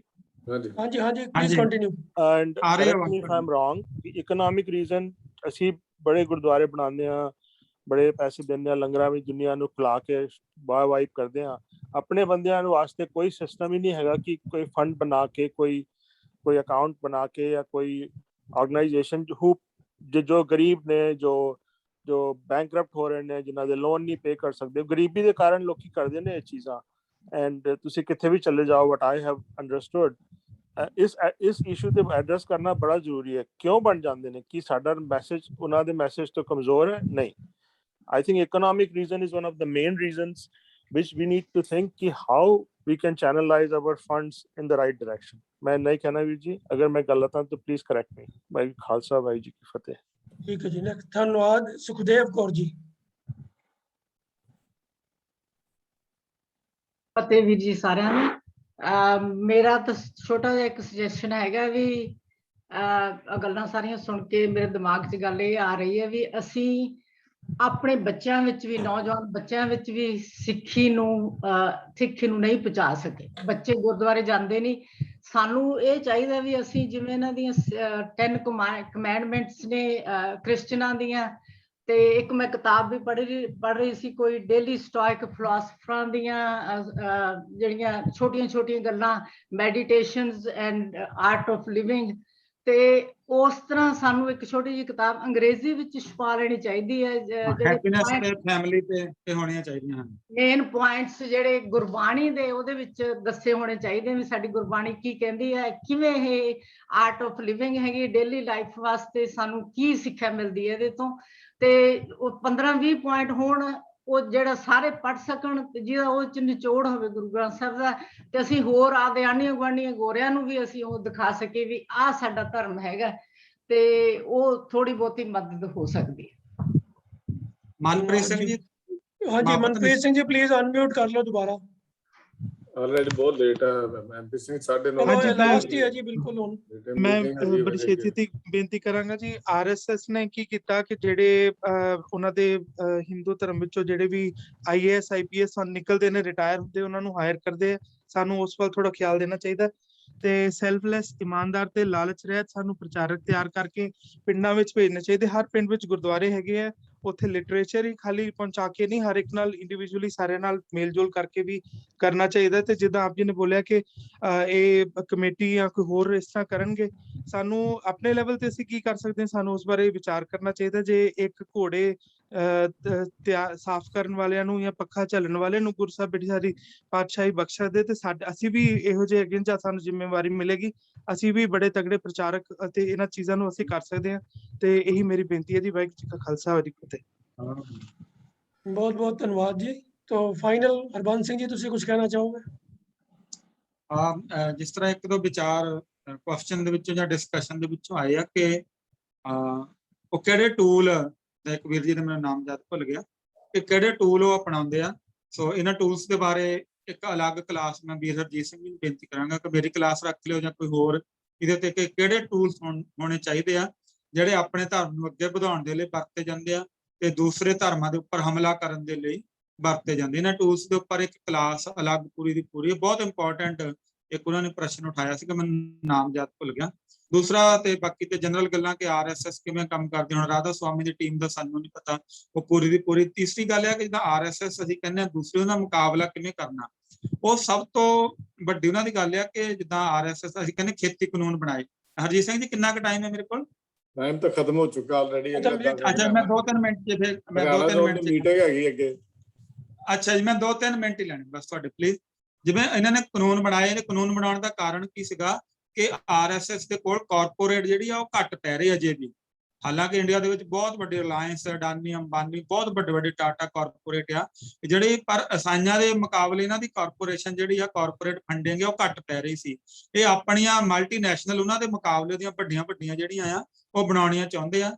ਇਹਨਾਂ ਦੀ ਜਿਹੜੀ ਕਾਰਪੋਰੇਟ ਫੰਡਿੰਗ ਆ ਉਹ ਸਿੱਖ ਧਰਮ ਨੇ, ਜਾਂ ਜਿਵੇਂ ਸਾਡੇ ਸਿੱਖ ਮਿਸ਼ਨਰੀ ਕਾਲਜ ਦੀ ਆਪਾਂ ਡਿਊਟੀ ਲਗਾਉਂਦੇ ਸੀ, ਉਹਦਾ ਕੀ ਹੋਏਗਾ, ਉਹਦੇ ਤੇ ਕਿਵੇਂ ਵਿਚਾਰ ਹੋਣੇ ਚਾਹੀਦੇ, ਜਾਂ ਕਿਵੇਂ ਉਹਦੇ ਅਧੀਨ ਰਹਿ ਕੇ ਅੱਗੇ ਵਧਿਆ ਜਾਏ, ਉਹ ਦਸਬੰਧ ਦੀ ਪ੍ਰਥਾ ਜੋ ਅੱਗੇ ਵਧਿਆ ਜਾਏ, ਜਾਂ ਕਿਵੇਂ ਇਹ ਇੱਕ ਈਸਾਈਅਤ ਦਾ ਟਾਕਰਾ ਕਰਨ ਲਈ ਦੂਜੇ ਧਰਮਾਂ ਦਾ, ਇਕੱਲਾ ਈਸਾਈਅਤ ਦਾ ਨਹੀਂ, ਹਿੰਦੂਵਾਦ ਦਾ ਵੀ, ਬੁੱਧ ਧਰਮ ਦਲਿਤਾਂ ਦੇ ਥਰੂ ਬਹੁਤ ਤੇਜ਼ੀ ਨਾਲ। ਸਾਡੀ ਆਵਾਜ਼ ਬੰਦ ਹੋ ਗਈ। ਚਲੋ ਜੀ ਮੇਰੇ ਕੋਲ ਸਮਾਪਤੀ ਕਰਿਓ ਜੀ। ਹਾਂਜੀ ਆਵਾਜ਼ ਬੰਦ। ਬਹੁਤ ਵਧੀਆ ਸੁਜੈਸ਼ਨ ਹੈ ਜੀ ਸਾਰਿਆਂ ਦੇ।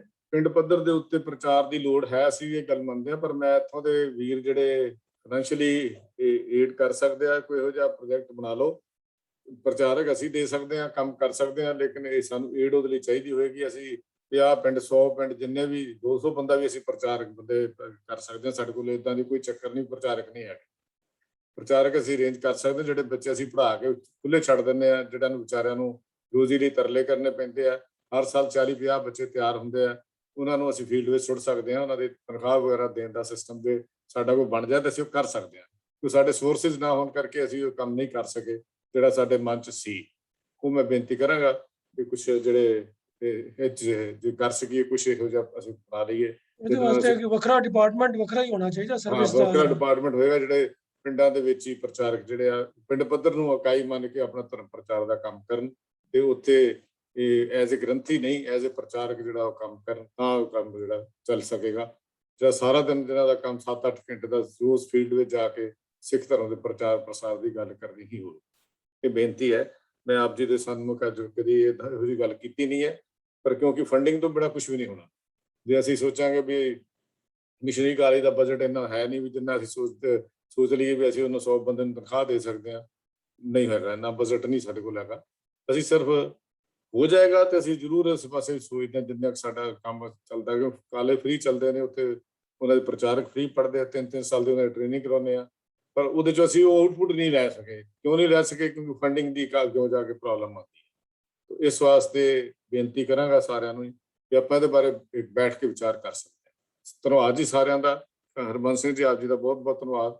ਆਪ ਜੀ ਨੇ ਬਹੁਤ ਕੀਮਤੀ ਵਿਚਾਰ ਦਿੱਤੇ ਨੇ, ਕਿਉਂਕਿ ਮੇਰੀ ਮੀਟਿੰਗ ਹੈ ਹਰਿਆਣਾ ਜ਼ੋਨ ਦੇ ਨਾਲ ਪੂਰੇ ਇੱਥੋਂ ਦੇ 10 ਵਜੇ ਦੇ ਟਾਈਮ ਦੇ ਮੁਤਾਬਕ, ਭਾਰਤੀ ਟਾਈਮ ਦਾ 8:30 ਵਜੇ ਹੈ, ਤੇ 2 ਘੰਟੇ ਦੀ ਮੀਟਿੰਗ ਹੈ ਹਰਿਆਣਾ ਜ਼ੋਨ ਨਾਲ ਸਾਰੀ ਮਿਸ ਕਰਕੇ ਮੈਂ ਥੋੜਾ ਜਿਹਾ ਆਪਸ ਵਿੱਚ ਖਿਮਾ ਚਾਹ ਰਿਹਾ ਸਮਾਪਤੀ ਕਰਨ ਲਈ। ਸ਼ਾਇਦ ਹੋਰ ਵੀ ਵਿਚਾਰ ਅਸੀਂ ਲੈ ਸਕਦੇ ਸੀ, ਪਰ ਖਿਮਾ ਚਾਹ ਰਿਹਾ। ਸੋਮਵਾਰ ਦਾ ਸਵਾਲ ਜਵਾਬ ਦਾ ਸੈਸ਼ਨ ਸਾਡਾ ਹੋਏਗਾ, ਬਾਕੀ ਅਸੀਂ ਗੱਲਾਂ ਬਾਅਦ ਚ ਕਰਾਂਗੇ। ਅੱਜ ਅਸੀਂ ਨੈਕਸਟ ਕਲਾਸ ਜਿਹੜੀ ਹੈ ਉਹ ਸਰ ਗੁਰਦੀਪ ਸਿੰਘ ਜੀ ਦਿੱਲੀ ਵਾਲੀ ਕਲਾਸ 'ਚ ਵਿਚਾਰ ਕਰਨਗੇ। ਸੋਮਵਾਰ ਨੂੰ ਉੱਥੇ ਅਸੀਂ ਧਰਮ ਦੇ ਉੱਤੇ, ਜਿਹੜਾ ਬੇਸਿਕ ਧਰਮ ਕੀ ਹੈ ਉਹਦੇ ਉੱਤੇ ਵਿਚਾਰ ਕਰਾਂਗੇ। ਮੰਗਲਵਾਰ ਤੇ ਬੁੱਧਵਾਰ ਐਲਾਨੀਆਂ ਬਾਣੀ ਦੀ ਵਿਚਾਰ ਉੱਥੇ ਹੀਰਾਮਪ੍ਰੀਤ ਸਿੰਘ ਜੀ ਕਰਦੇ ਆ। ਤੋਂ ਬਾਕੀ ਡਿਟੇਲ ਅਸੀਂ ਸੋਮਵਾਰ ਦੀ ਕਲਾਸ ਵਿੱਚ ਆਪ ਜੀ ਨਾਲ ਸਾਂਝੀ ਕਰਾਂਗੇ ਜੀ। ਹੋਈਆਂ ਭੁੱਲਾਂ ਦੀ ਖਿਮਾ ਜੀ। ਸਾਰਿਆਂ ਨੂੰ ਪਿਆਰ ਸਹਿਤ ਫਤਿਹ। ਵਾਹਿਗੁਰੂ ਜੀ ਕਾ ਖਾਲਸਾ, ਵਾਹਿਗੁਰੂ ਜੀ ਕਾ ਖਾਲਸਾ, ਵਾਹਿਗੁਰੂ ਜੀ ਕੀ ਫਤਿਹ। ਵਾਹਿਗੁਰੂ ਜੀ ਕੀ ਕਲਾਸ ਦੀ ਫਤਿਹ। ਅਸੀਂ ਸਮਾਪਤੀ ਕਰ ਰਹੇ ਹਾਂ ਜੀ।